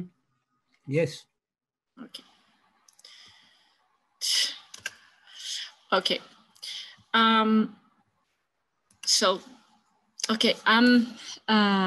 I don't know how much you know about me, but I'm Marta Ballesteros. I work as an associate manager in Milieu, which is a consultancy company that works mainly for the public sector.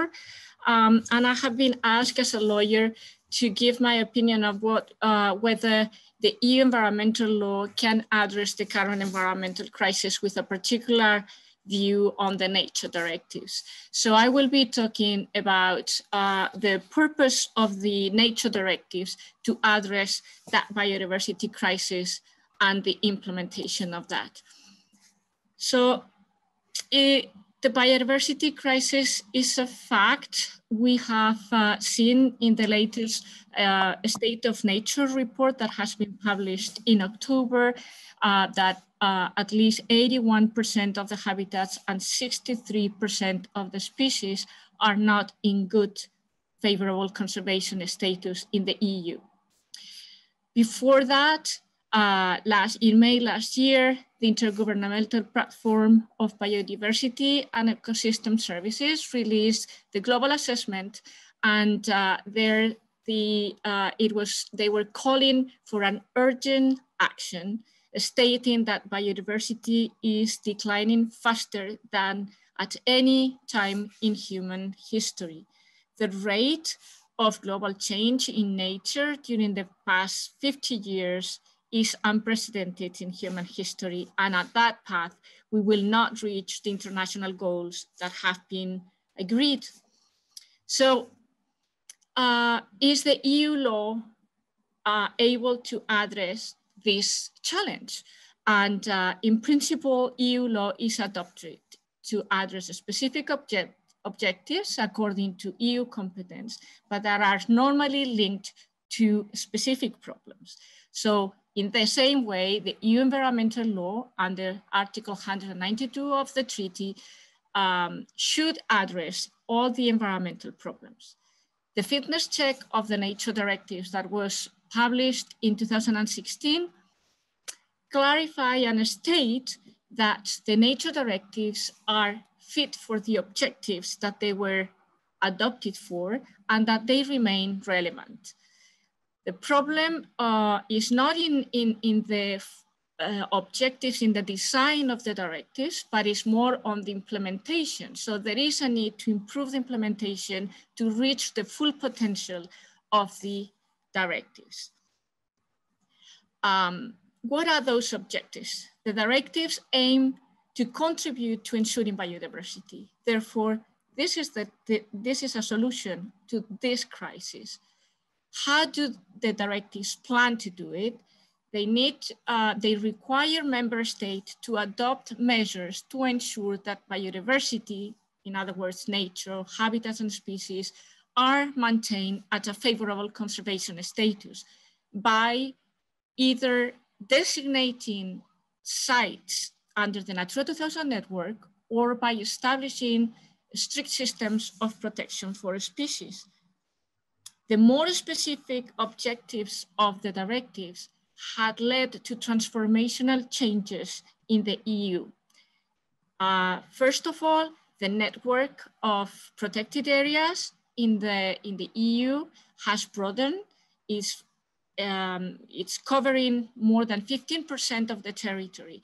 So that is an impact that member states alone would not have been able to do. In addition, there is a species legal protection system that has been established and that seems to be working effectively. In addition to that system, there is a site legal protection system that is proved to be effective, but more is enforceable, and it's been recognized by the economic actors as leading to a level playing field that is applicable by all economic actors in all activities in all member states. And that provides the legal certainty that the law is required to provide.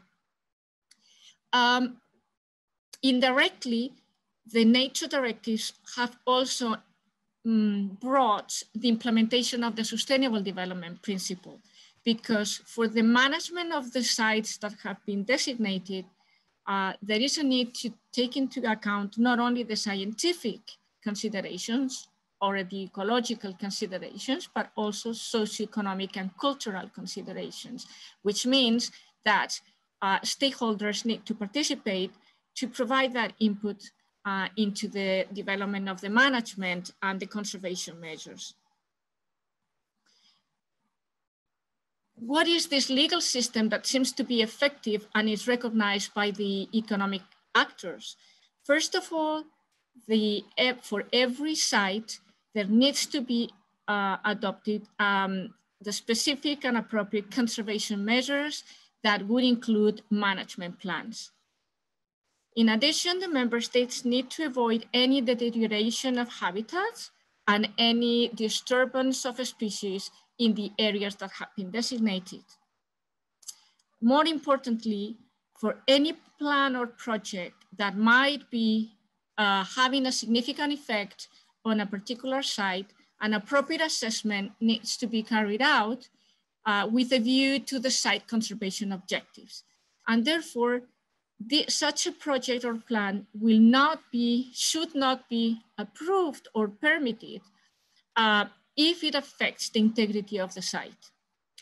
Only there are certain exceptions that a project or plan could be adopted or could be authorized if there are three conditions: if there are no alternative solutions, if there are imperative reasons of overriding public interest, and if there are compensatory measures. So this is the framework that the EU legislation establishes.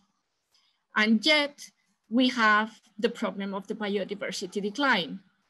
Why is that? As we were saying before, there are problems on implementation. The implementation needs time.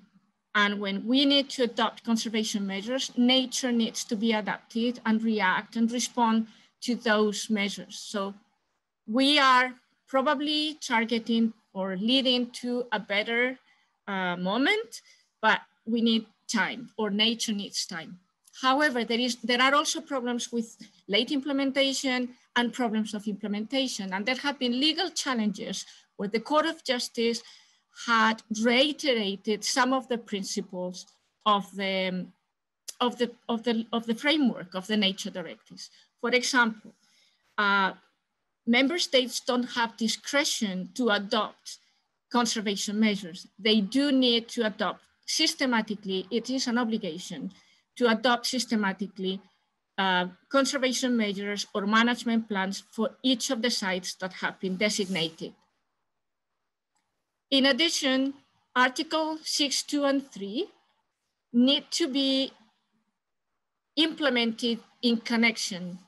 So when a project is authorized or is analyzed for authorization or permitting, it's not enough to only analyze or assess whether they will affect the integrity of the site at a particular moment, but the authorities should also analyze whether that project or plan could give rise to deterioration or significant disturbances of species and habitats in the future.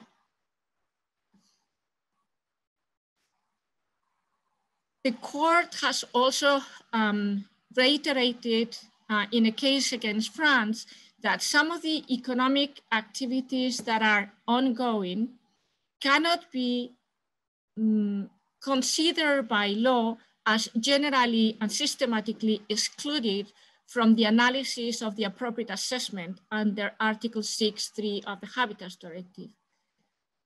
The fact that they are ongoing and that could not be considered projects under the Impact Assessment Directive does not justify that the law disregard those activities as needed to be properly assessed in relation to their impacts on Natura 2000 sites.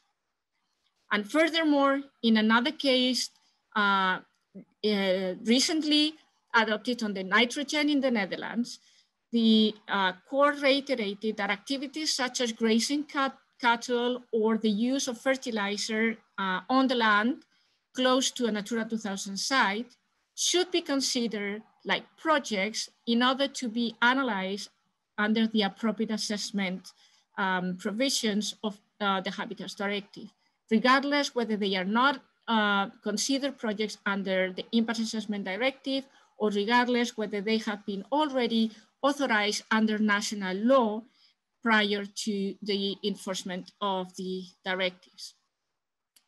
So those activities need to be subject to an appropriate assessment, which implies that it should be based on the best scientific knowledge at that moment.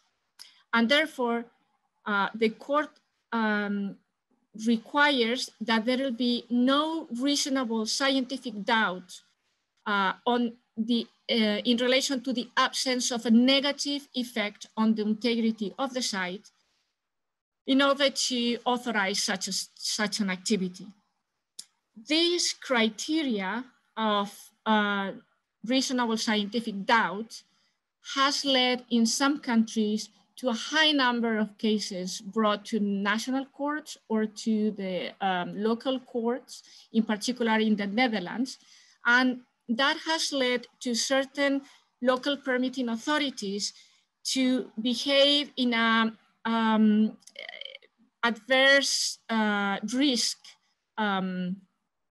attitude or decisions, where they would be requesting either disproportionate requirements or prohibiting certain activities that would mean going beyond what the directives in reality say.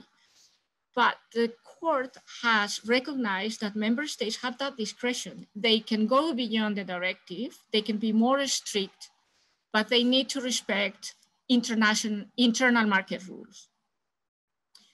In terms of the balance of interest, when the authorities would have to analyze a specific project or activity, they need to balance the interest of biodiversity conservation with other interests of economic activities, etc. But they would need to take it into account within the context of the biodiversity crisis or the biodiversity decline that it's happening at the moment.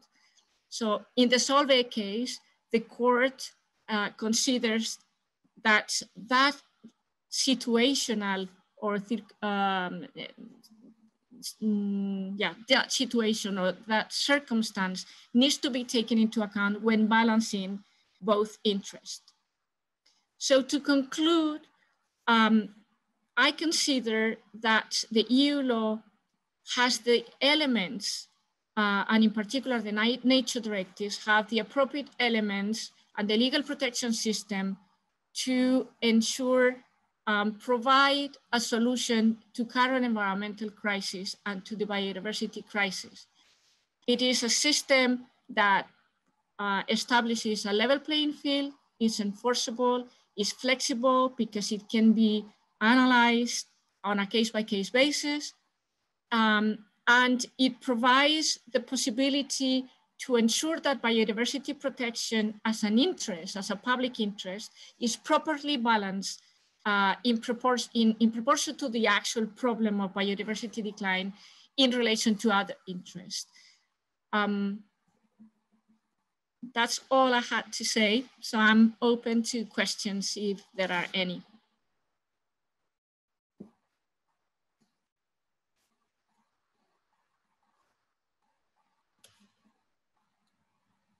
Ευχαριστούμε πολύ την κυρία Μπαγεστέρος. Θα έλεγα ότι εδώ η μελέτη περιβαλλοντικών επιπτώσεων έχει ιδιαίτερες, αυστηρότερες απαιτήσεις. Εδώ σε μια τέτοια περίπτωση θα ήταν δύσκολο ένα δικαστήριο να πει ότι η τεχνική κρίση της διοίκησης, με την έννοια όπως μας περιέγραψε την νομολογία του Δικαστήριου των Ευρωπαϊκών Κοινοτήτων και όσα μας είπε η κυρία Μπαγεστέρος, εδώ εκείνος ο οποίος επιθυμεί να κάνει επέμβαση σε μια προστατευόμενη περιοχή, είτε με βάση την οδηγία για τα πουλιά, είτε με βάση την οδηγία για τους οικοτόπους, θα έλεγα ότι έχει εκείνος το βάρος της αποδείξεως ότι το έργο του δεν θα έχει επίδραση ζημιογόνα για την περιοχή και το οικοσύστημα. Τώρα θα προχωρήσουμε στις ερωτήσεις. Έχουμε 2 λεπτά ακόμη καιρό. Υπάρχουν ήδη αρκετές ερωτήσεις. Για 2 λεπτά ακόμη θα υποβληθούν και άλλες. Βλέπω οι ερωτήσεις είναι αρκετές και γι' αυτό θα ήθελα να παρακαλέσω τους συγγητές μας στις απαντήσεις να είναι σύντομοι, ώστε να μπορέσουμε να απαντήσουμε στις περισσότερες, όσο περισσότερες μπορούμε. Τώρα, θα έχουμε λίγο λιγότερο χρόνο, κύριε Μενδάκο. Συγγνώμη που σας διακόπτω. Θα έχουμε λίγο λιγότερο χρόνο. Βλέπουμε συχνά σε αποφάσεις εγκρίσεις περιβαλλοντικών όρων να μην τίθεται συγκεκριμένοι περιβαλλοντικοί όροι, αλλά να αναφέρεται απλά ότι πρέπει να τηρούνται οι γενικοί νόμοι που αφορούν την δραστηριότητα. Έχει εντοπιστεί αυτό το θέμα από το τμήμα σας, κύριε Κουλίδη?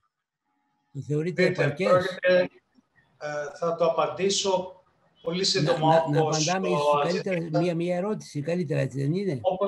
Όπως θέλετε, νομίζω είναι καλύτερα έτσι. Θα το απαντήσω πολύ σύντομα, όπως ζητήσατε, για να προλάβουμε να περάσουμε σε όλες τις ερωτήσεις. Εάν έχει συμβεί, πρόκειται για εξαίρεση της εξαίρεσης. Αυτό που εγώ μπορώ να συνεισφέρω είναι ότι τόσο η πρωτογενής νομοθεσία, όσο και οι προδιαγραφές της απόφασης περιβαλλοντικών όρων επιβάλλουν την εξειδίκευση των μέτρων προστασίας του περιβάλλοντος με συγκεκριμένο και ειδικό για το έργο τρόπο, και επομένως πρόκειται για ένα πολύ σπάνιο φαινόμενο που πιθανόν, δεν το γνωρίζω, αλλά πιθανόν να αιτιολογείται από την πάρα πολύ μικρή περιβαλλοντική επίδραση του έργου το οποίο ρυθμίζεται. Αλλιώς πρόκειται για διοικητικό λάθος το οποίο πρέπει να διορθωθεί. Ερώτηση επίσης για τον κύριο Κουλίδη. Υπάρχει επάρκεια εξειδικευμένου προσωπικού στις υπηρεσίες, στο Υπουργείο και στις αποκεντρωμένες διοικήσεις και στους γνωμοδοτούντες φορείς και υπηρεσίες? Επαρκές προσωπικό για να λειτουργήσει τη μελέτη περιβαλλοντικών επιπτώσεων? Έχει γίνει αξιολόγηση αυτών των αναγκών των υπηρεσιών? Εδώ πρέπει πάλι να απαντήσω ότι δεν υπάρχει επάρκεια. Δεν υπάρχει. Η ερώτηση προχωρεί αν αυτό το υπάρχον προσωπικό έχει επαρκή χρόνο να προβεί σε βάθος αξιολόγηση. Το απαντήσατε. Είναι η αλήθεια ότι καλούμαστε σε καθημερινή σχεδόν βάση να υπερβούμε τους εαυτούς μας. Οι χρόνοι οι οποίοι έχουν τεθεί ιδίως από τη σύγχρονη νομοθεσία περιβαλλοντικής αδειοδότησης είναι ρεαλιστικά δύνατον να γίνουν σεβαστοί. Το προσωπικό είναι πολύ λίγο, η πίεση υπό την οποία εργάζεται είναι μεγάλη και αυτό οδηγεί σε παρενέργειες όπως πολύ αντί περιβαλλοντική αδειοδότηση να αποτελεί έναν ελκυστικό τομέα διοικητικής δράσης, να γίνεται η πίεση αυτή λόγος ώστε συνάδελφοι να επιλέγουν την μεταφορά τους σε άλλες υπηρεσίες. Γενικά τα θέματα επάρκειας προσωπικού προς τον αριθμό, αλλά και κατάρτισής τους με κάποιον εγκύκλιο τρόπο είναι μάλλον χαμηλότερα των απαιτήσεων. Έως και πολύ χαμηλότερα θα έλεγα. Το αυτό εξάλλου συνάγεται και από τους αριθμούς που σας έδειξα, όπου μιλάμε για περίπου 1.000 με 1.500 αποφάσεις το χρόνο πανελλαδικά, οι οποίες εκδίδονται με μέριμνα όχι παραπάνω από 60-70 ανθρώπους συνολικά. Καμιά 30 εδώ στη ΔΥΠΑ και καμιά 40 διάσπαρτα τους 7 αποκεντρωμένες διοικήσεις της χώρας. Αυτή είναι όλοι. Και απαντήσατε και στο τρίτο σκέλος της ερώτησης που δεν πρόλαβα να σας το πω. Η σύντμηση των προθεσμιών που έγινε τώρα με τον νόμο του 20, τον 4685, έγινε κατόπιν αξιολόγησης των δυνατοτήτων ως προς την επάρκεια χρόνου, ως προς το υπάρχον προσωπικό, ως προς τους πόρους για τη διεκπεραίωση εντός των διαδικασιών μέσα σε αυτές τις προθεσμίες. Είναι η αλήθεια ότι δεν γνωρίζω εάν έχει γίνει ή όχι τέτοια αξιολόγηση. Αυτό που γνωρίζω είναι ότι το τελικό αποτέλεσμα, με βάση την παρούσα διαδικασία περιβαλλοντικής αδειοδότησης, η οποία διεκπεραιώνεται αποκλειστικά από δημόσιους υπαλλήλους, είναι πάρα πολύ δύσκολο έως αδύνατο, αν θέλουμε να κυριολεκτήσουμε, να γίνουν σεβαστοί αυτοί οι χρόνοι. Με την ενεργοποίηση των ιδιωτών περιβαλλοντικών αξιολογητών, εφόσον αυτή γίνει με τον κατάλληλο τρόπο, ενδέχεται οι χρόνοι αυτοί να γίνουν πιο σεβαστοί. Μάλιστα. Άλλη ερώτηση. Δημοσιεύονται οι εκθέσεις περιβαλλοντικής παρακολούθησης? Έχει γίνει ποτέ συνολική αποτίμησή τους και συναξιολόγησή τους με δεδομένα σχετικά με την βιοποικιλότητα και τις προστατευόμενες περιοχές? Οι πρώην φορείς διαχείρισης και ο ενιαίος φορέας τώρα που προβλέπεται από τον νόμο του 20 λαμβάνουν γνώση των εκθέσεων αυτών? Εδώ πρέπει να διευκρινίσω ότι οι εκθέσεις περιβαλλοντικής παρακολούθησης επιβάλλονται ad hoc για κάθε έργο στην απόφαση έγκρισης περιβαλλοντικών όρων που το αφορά και εντοπίζονται κυρίως στην παρακολούθηση των περιβαλλοντικών επιπτώσεων που ενδέχεται να προκαλέσει αυτό το έργο ακόμα και μετά την εφαρμογή των περιβαλλοντικών όρων. Άρα δεν αποτελούν εκθέσεις παρακολούθησης του περιβάλλοντος εν γέννη. Τέτοιες εκθέσεις παρακολούθησης του περιβάλλοντος εν γέννη εκπονούνται από το Εθνικό Κέντρο Περιβάλλοντος και Αειφόρου Ανάπτυξης ανατακτά χρονικά διαστήματα και είναι ευρύτερο ενδιαφέροντος. Οι συγκεκριμένες αυτές εκθέσεις περιβαλλοντικής παρακολούθησης που εκπονούνται κατ' εφαρμογή των περιβαλλοντικών όρων κάθε μεμονωμένου έργου, εφόσον τέτοια υποχρέωση προβλέπεται στην απόφαση έγκρισης περιβαλλοντικών του όρου, συνήθως δημοσιοποιούνται από τον φορέα του έργου και αυτό επιβάλλεται από την απόφαση περιβαλλοντικών όρων την ίδια. Πρόκειται για ένα εργαλείο ελέγχου συμμόρφωσης, το οποίο παράγει δημόσια πληροφορία. Δεν είναι εις γνώσου μέχρι στιγμής κάποια συνολική συλλογή και επεξεργασία των εκθέσεων αυτών, αλλά αυτό που μπορώ να σας πω είναι ότι έχουμε στην υπηρεσία πολυάριθμες κοινοποιήσεις, δημοσίευσης των εκθέσεων αυτών στους ιστοτόπους των έργων που έχουν τέτοια υποχρέωση. Απαριθμό τα 14 αεροδρόμια που προσφάτως περιήλθαν στην ευθύνη της Fraport, απαριθμό όλα τα έργα παραχώρησης συγκοινωνιακών υποδομών, δηλαδή κυρίως τους δρόμους, αλλά και τα λιμάνια. Απαριθμό επίσης μεγάλες βιομηχανικές μονάδες, είτε αυτές αφορούν τη ληστήρια, χαλιβουργία, τη μεταβιομηχανία. Όλα αυτά τα έργα δημοσιοποιούν ετησίως τέτοιες εκθέσεις περιβαλλοντικής παρακολούθησης. Μία ακόμη ερώτηση, κύριε Κουλίδη, με αφορμή ότι αυτή την περίοδο έχει ανέβει μια μελέτη από τη ΜΕΑ Δυτικής Θεσσαλονίκης, η οποία δεν ικανοποιεί ούτε το νέο ΕΣΔΑ, ούτε το νέο περιφερειακό πλαίσιο της Κεντρικής Μακεδονίας, ούτε την ειδική μελέτη του Εθνικού Πάρκου, ούτε το master plan της λίμνης Κορώνια. Ρωτάει λοιπόν με αφορμή, εδώ η ακροάτριά μας, με αφορμή αυτό το γεγονός, εάν για τον εμπλουτισμό στο μέλλον υπάρχει σκέψη να συμπεριλάβεται στην εξέταση των μελετών περιβαλλοντικών επιπτώσεων που κατατίθενται τη δέσμια υποχρέωση να ικανοποιούν οριζόντια την περιβαλλοντική νομοθεσία χωρίς ανάγκη για παρεκκλήσεις. Εδώ μπορώ να πω ότι δεν χρειάζεται να κάνουμε τίποτα στο μέλλον, διότι αυτή η δέσμια υποχρέωση συμμόρφωσης του έργου προς τον υπερκείμενο σχεδιασμό όλων των ειδών υφίσταται ήδη πολλαπλώς. Πρώτον, στις προδιαγραφές των μελετών περιβαλλοντικών επιπτώσεων υπάρχει ειδικό κεφάλαιο στο οποίο εκτίθεται η τεκμηρίωση ότι το έργο αυτό συμμορφώνεται. Αυτό προϋποθέτει ότι ο σχεδιασμός του έργου έχει σεβαστεί τις υπερκείμενες δεσμεύσεις και στο κεφάλαιο εκείνο απλώς εκτίθενται τα τεκμήρια ότι αυτό έχει γίνει.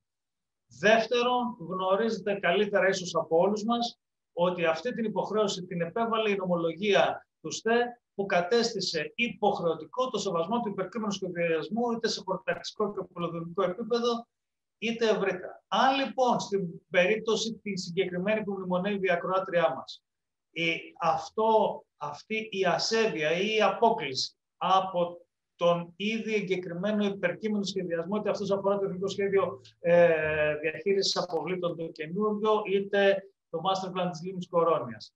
Εάν υπάρχει όντως απόκλιση, είναι προφανές ότι αυτή η μελέτη δεν θα εγκριθεί ήδη από το πρώτο στάδιο του ελέγχου πληρότητας, που εκεί ακριβώς στοχεύει, στο να διαπιστώσει κατά πόσον τυπικά κυρίως κριτήρια της αιτήσεως ικανοποιούνται.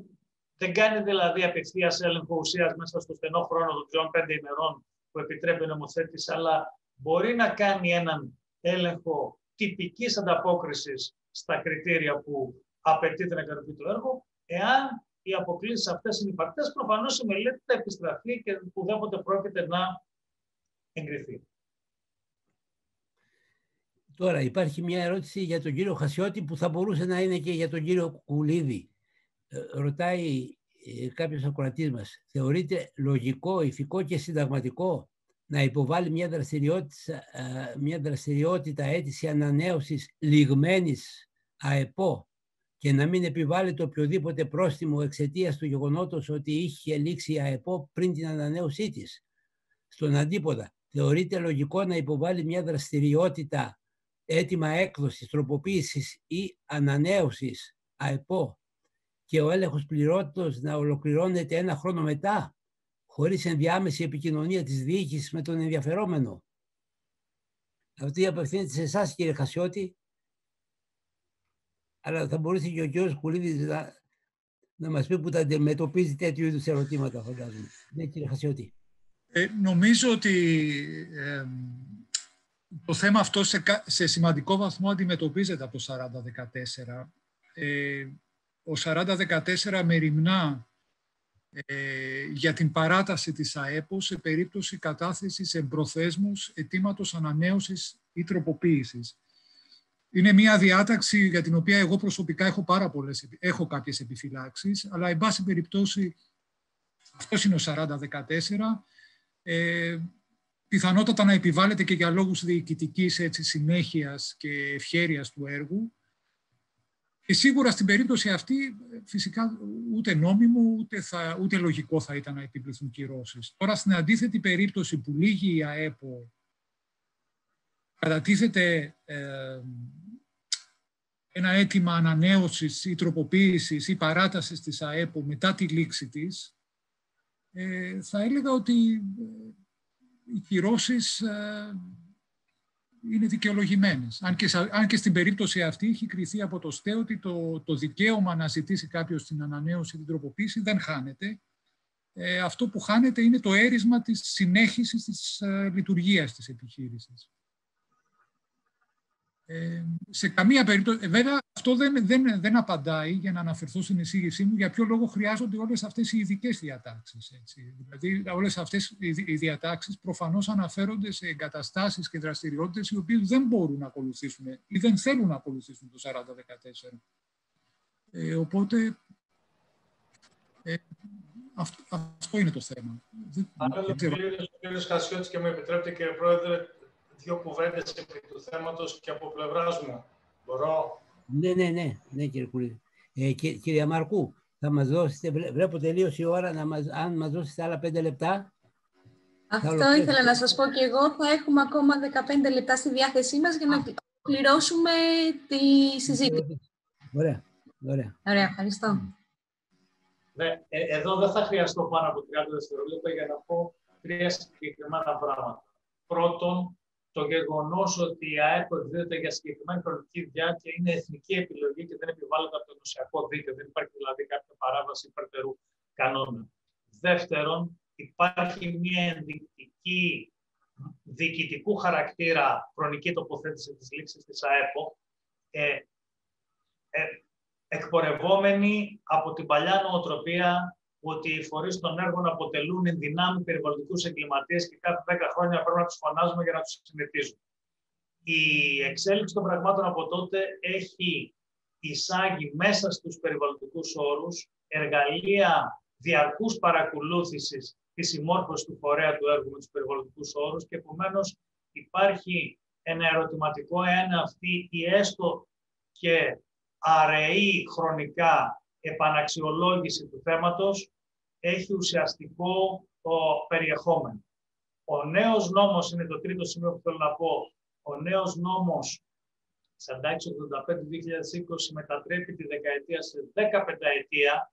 Στην πραγματικότητα ξανακοιτάζουμε το έργο υπό ένα τελείως διαφορετικό πρίσμα. 15 έτη στην εποχή που έχουμε την τύχη, κατά τη γνώμη μου, να ζούμε. Είμαστε τυχεροί που ζούμε σε μια εποχή τόσο γρήγορων εξελίξεων. 15 χρόνια σημαίνει ένα τελείως άλλο περιβάλλον.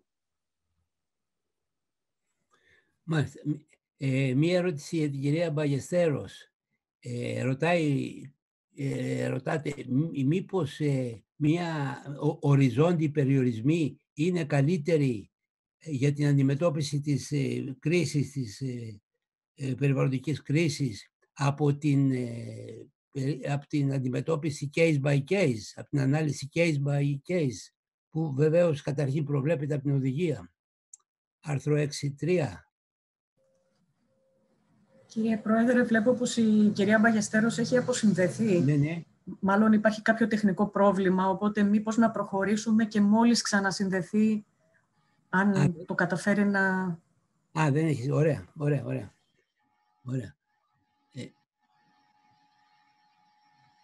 Για τον κύριο Κουβαρά, μήπως τελικά είναι καλύτερο το περιβαλλοντικό δίκαιο να είναι λιγότερο τεχνικό? Στην περίπτωση αυτή θα είχε νόημα να θυσιάσουμε την επιστημονική ακρίβεια για να επιτύχουμε καλύτερη πρόσβαση στη δικαιοσύνη? Για τον κύριο Κουβαρά είναι η ερώτηση. Ναι. Νομίζω είναι διαδικασία αναπόδραστη τεχνοκρατικοποίηση. Δεν νομίζω ότι είναι μια διαδικασία ότι το περιβαλλοντικό δίκαιο θα μπορούσε να είναι λιγότερο τεχνοκρατικό. Νομίζω το βάρος πρέπει να δοθεί στις απαντήσεις στις θεσμικές που μπορεί να παράσχει μια ενόμη τάξη, στους θεσμούς της, στα σώματα εμπειρογνωμόνων, και όχι να αρνηθούμε την πραγματικότητα, η οποία είναι ότι όντως μιλάμε για ένα υψηλής τεχνοκρατικής διάστασης δίκαιο. Μια κουβέντα από μένα, κύριε Πρόεδρε, από αυτού μπορώ, 30 δευτερόλεπτα. Ναι. Μετά τα 10 λεπτά που μας έδωσε η κυρία Μάρκου, μπορείτε. Πολύ φιδωλά. Απλώς για να ζωντανέψω λίγο και τη συζήτηση μεταξύ των εισηγητών. Κύριε Κουβαρά, ήταν πολύ ενδιαφέρουσα η εισήγησή σας. Έχω μία παρατήρηση να κάνω. Στην εποχή πριν το 2000, χωρίσατε την περίοδο αξιολόγησης της νομολογίας σε δύο μεγάλα χρονικά διαστήματα. Την περιοχή εκείνη που το Συμβούλιο της Επικρατείας ζητούσε τεχνική στήριξη για την εκδήλωση της τελικής δικαστικής του κρίσης. Οι μελέτες περιβαλλοντικών επιπτώσεων με τα σημερινά μέτρα ήταν εφηβολάν, ήταν φυλάδια. Για τότε, με την τότε γνώση και την τότε διαθεσιμότητα εργαλείων υπολογιστικών ή άλλων, ήταν πολύ δύσκολο να εκπονηθούν ακόμα και εκείνες οι μελέτες. Ήταν το αποθεματικό γνώσης για το περιβάλλον πάρα πολύ περιορισμένο. Οι σημερινές μελέτες έχουν περάσει στον αντίποδα. Αν χρειάζεται βοήθεια ένα δικαστικό σώμα, περισσότερο χρειάζεται για να κατανοήσει τη μελέτη και τις προεκτάσεις αυτών που αναλύει και προτείνει, παρά για να διαμορφώσει την τελική δικαστική του κρίση, διότι είναι τόσο αντικειμενικά τεκμηριωμένες οι περισσότερες πλευρές εκτίμησης των περιβαλλοντικών επιπτώσεων πλέον, που η δυσκολία έγκυται στο να καταλάβει κανείς τι διαβάζει, και εδώ μιλάω και για τον εαυτό μου και για όλους τους συναδέλφους στο τμήμα του οποίου έχω την ευθύνη. Η δυσκολία μας είναι να καταλάβουμε τι μας λένε και όχι αφού καταλάβουμε να πάρουμε την απόφαση. Ήταν ένα σχόλιο που θεώρησα αναγκαίο να κάνω. Η τεχνική διαφορά ήταν το συμπέρασμα και της δικής σας συζήτησης, η τεχνική εξέλιξη των μελετών είναι πολύ περισσότερο από θεαματική. Είναι μέρα με τη νύχτα αυτές τις 2 δεκαετίες. Εξού και στην εισήγησή μου είχα όντως τον αστερίσκο ότι υπάρχει, ένας βασικός αντίλογος είναι αυτός ακριβώς που αναπτύξατε για το αν είναι αξιόπιστη μια τέτοια αποτίμηση της διάστασης, της συχνότητας των τεχνικών κρίσεων στην ομολογία. Είναι όντως ο βασικός αντίλογος που είχα και εγώ στο μυαλό μου, ότι μιλάμε για ένα άλλο εντελώς περιβάλλον νομοθετικό στην εποχή. Εδώ δεν πρέπει να παραλείψουμε να υπογραμμίσουμε και τις προκλήσεις που αντιμετωπίζει η Θεοδότα και οι συνάδελφοί της, όταν χρειάζεται να εγείρουν τις δικαιολογημένες περισσότερες φορές αντιρρήσεις τους πάνω στις προτάσεις των μελετών. Χρειάζεται να απορροφήσουν, να αναλύσουν και τελικά να αντιπαρατεθούν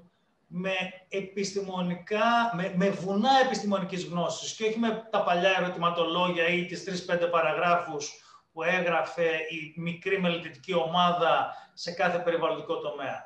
Τώρα η δουλειά όλων μας έχει γίνει πολύ πιο δύσκολη και προκλητική, αλλά θέλω να πιστεύω ότι το τελικό αποτέλεσμα δικαιολογεί τον κόπο, και έχω να υπογραμμίσω επιπλέον ότι το WWF Ελλάς και μερικές ακόμα λίγες στον αριθμό περιβαλλοντικές οργανώσεις έχουν καταφέρει να σταθούν στο ύψος αυτών των πολύ δύσκολων περιστάσεων. Δεν εξαντλούνται σε κραυγές, αλλά όταν έρχονται αντιμέτωπες με 4άτομες και 5άτομες μελέτες περιβαλλοντικών επιπτώσεων, εκπονούν αντιτεκμηρίωση και αντίκρουση των σημείων της μελέτης με επιστημονικά ελέγξιμο και κατά το δυνατόν αντικειμενικό τρόπο, κάτι το οποίο δεν είναι ούτε αυτονόητο, ούτε εύκολο. Εύκολες είναι οι κραυγές. Αξίζουν συγχαρητήρια σε όσους δεν τις επιλέγουν και αντίθετα επιλέγουν τον δρόμο της τεχνικής και περιβαλλοντικής αντιπαράθεσης.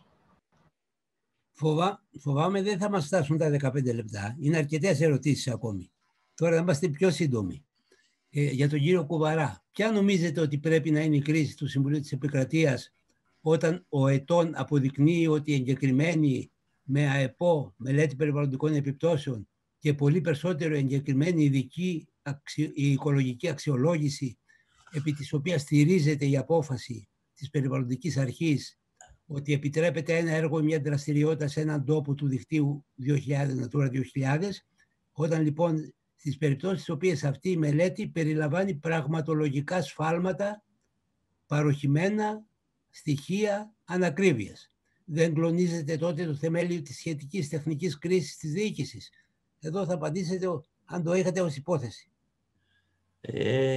Πράγματι κλονίζεται, είναι η διάσταση του πραγμάτων που παρέλειψα και εγώ στην εισήγησή μου. Η πλάνη περί τα πράγματα είναι θεμελιώδης διάσταση στον ακυρωτικό έλεγχο. Αφορά εδώ το πρόβλημα, έτσι όπως το τίθεται και από την ερώτηση, των κριτηρίων εγκυρότητας της επιστημονικής γνώσης, το οποίο είναι αυτοτελώς ένα μείζον ζήτημα. Στην Αμερική υιοθετήθηκαν από τη δεκαετία του 90 έτσι, κάποια κριτήρια στοιχειώδη με τα κριτήρια Daubert, με τα οποία ο δικαστής καλείται να αξιολογήσει την επιστημονική γνώση και να εξετάσει αν μια γνώση η οποία του εισφέρεται κλονίζει τη γνώση στην οποία στηρίχτηκε, ας πούμε, η διοικητική πράξη με τα εγχώρια δεδομένα. Πάντως, έτσι όπως τίθεται εδώ στην ερώτηση, η τεχνική κρίση δεν ταυτίζεται και δεν απαιτείται για να έχουμε ζήτημα τεχνικής κρίσης και έλλειψη κάθε εύλογης αμφιβολίας από επιστημονική άποψη. Στο πεδίο του επιστημονικού υπάρχει μια ρευστότητα, συνέχεια υπάρχει διαφοροποίηση με βάση νεότερες μελέτες.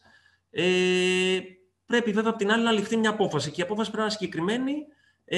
Πάντως δεν μπορούμε να θεωρήσουμε ότι θα πρέπει η συνδρομή τεχνικής κρίσης συντρέχει αποκλειστικά και μόνο όταν έχουμε πέραν από κάθε εύλογη αμφιβολία συγκεκριμένη επιστημονική ομοφωνία. Γιατί κάτι τέτοιο δεν υφίσταται. Απαντήσατε στο σύνολο της ερώτησης, γιατί εγώ τη συνόψισα. Ναι. Ότι σε αυτές τις περιπτώσεις δεν νομίζω ότι υπάρχει, στον έλεγχο είναι και η πλάνη περί τα πράγματα. Το απαντήσατε. Είναι με τα πράγματα, ναι, και υπάρχει όντως σε συνέχεια της ερώτησης, βλέπω είναι ότι αν θα πρέπει να υπάρχει, για να έχουμε τεχνική κρίση ουσιαστικά, να μην υπάρχει καμία αμφιβολία από επιστημονική άποψη για ένα ζήτημα. Ναι. Κύριε Πρόεδρε, μπορώ να βάλω ένα προβληματισμό πολύ σύντομο, αν έχουμε χρόνο βέβαια. Ναι, κύριε Χαφίδη. Μιλάμε για την τεχνική κρίση. Ένα ερώτημα είναι ποιος έχει κάνει την κρίση αυτή. Λοιπόν, ένα ζήτημα το οποίο δεν έχουμε σκεφτεί πάρα πολύ στην Ελλάδα είναι η ανεξαρτησία του μελετητή. Οι μελετητές είναι αόρατοι αυτή τη στιγμή. Τις μελέτες περιβαλλοντικών επιπτώσεων τις υποβάλλει ο φορέας του έργου.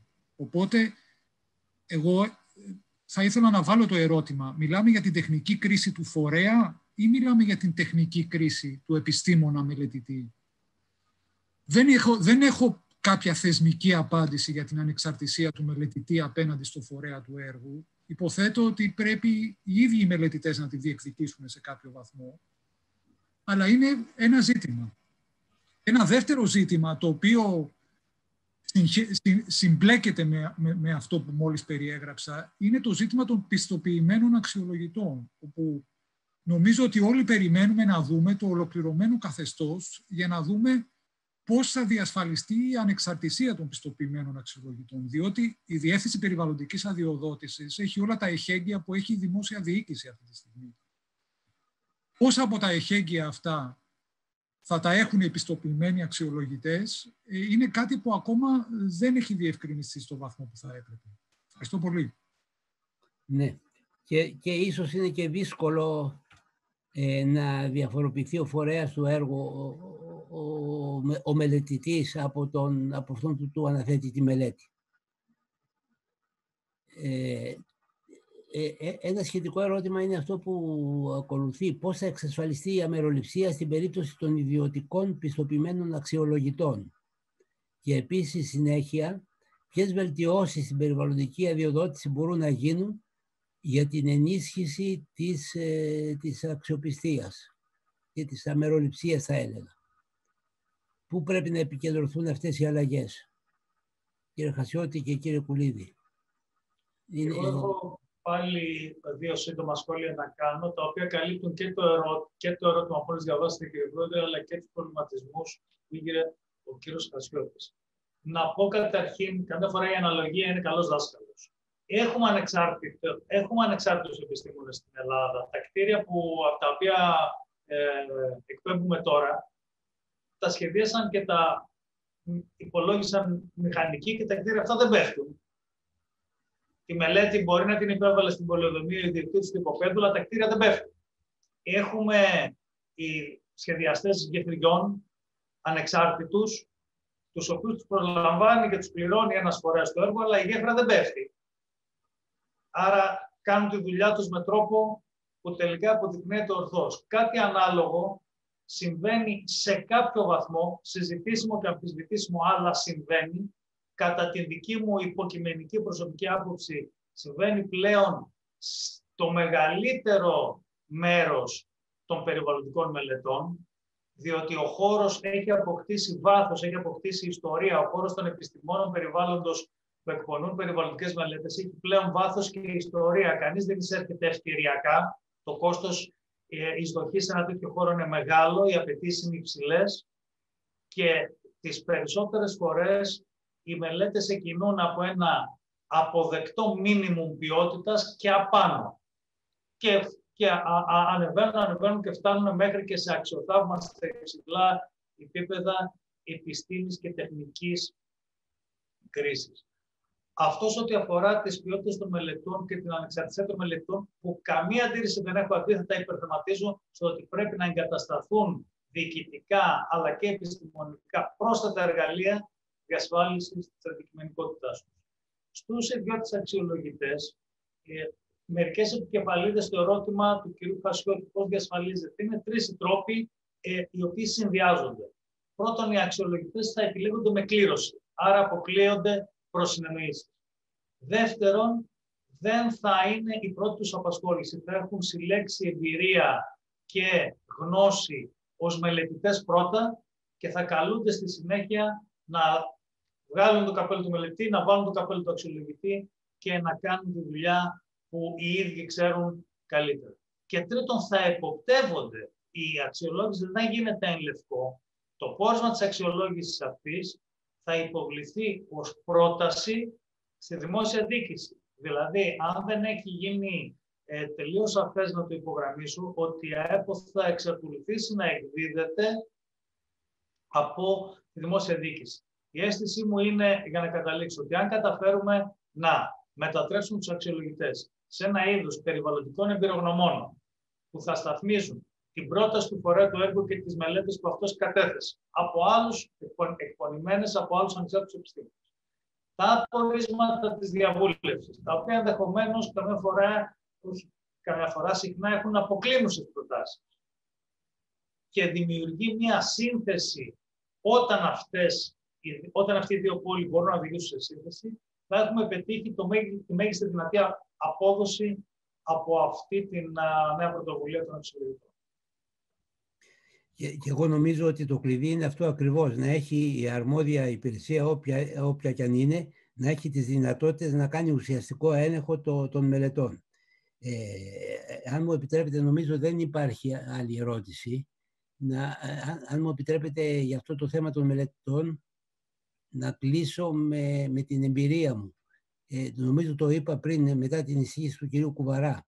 Στη δεκαετία του 90 πράγματι οι μελέτες περιβαλλοντικών επιπτώσεων ήταν τελείως στοιχειώδεις. Ήταν και μάλιστα και copy-paste. Υπήρχε περίπτωση δηλαδή που για ένα έργο, οδικό έργο στην Πάτρα, η μελέτη είχε επικαλεστεί τοπονύμια που ήταν για οδικό έργο στην Αιτωλοακαρνανία. Εντελώς copy-paste, και όταν αυτό θα έχει συμβεί και σε άλλες περιπτώσεις που στο δικαστήριο δεν θα μπορούσαμε να το διαπιστώσουμε, αλλά εκεί μας εντυπωσίασε αυτό. Οδικό έργο στην Πάτρα ανέφερε τοπονύμιο ένα χωριό, μια περιοχή της Αιτωλοακαρνανίας. Τη δεκαετία του 2000 ήταν πράγματι βελτιωμένες οι μελέτες, ίσως και λόγω των πολλών ακυρωτικών αποφάσεων που είχαν προηγηθεί. Και γι' αυτό εμπειρικά το λέω, είναι σωστά τα στοιχεία τα οποία είπε ο Κουβαράς ως προς το πόσο συχνά έχει γίνει επίκληση των τεχνικών κρίσεων της διοίκησης στην πρώτη περίοδο, πολύ πιο συχνά βεβαίως από τη δεύτερη. Νομίζω ολοκληρώσαμε, νομίζω απαντήσαμε και στις ερωτήσεις περισσότερες. Δεν βλέπω την κυρία Μπαγεστέρος, συνδέθηκε. Δεν έχει ξανασυνδεθεί η κυρία Μενουδάκο, δεν θα μπορέσει να ξανασυνδεθεί, οπότε έχουμε ολοκληρώσει με τις ερωτήσεις. Ωραία. Ευχαριστώ πολύ. Εμείς σας ευχαριστούμε πάρα πολύ. Τους γενικούς συντονιστές του συνεδρίου, και ευχαριστώ πολύ για την πρόσκληση, το χάρηκα πολύ τη συμμετοχή μου. Και θα ευχαριστήσουμε. Να ευχαριστήσουμε και όλους μας τους ομιλητές, τον κύριο Κουβαρά, τον κύριο Κουλίδη, τον κύριο Χασιώτη και την κυρία Μπαγεστέρος. Έχουμε βγει λίγο εκτός χρόνου, θα προχωρήσουμε σε ένα διάλειμμα 1 τετάρτου.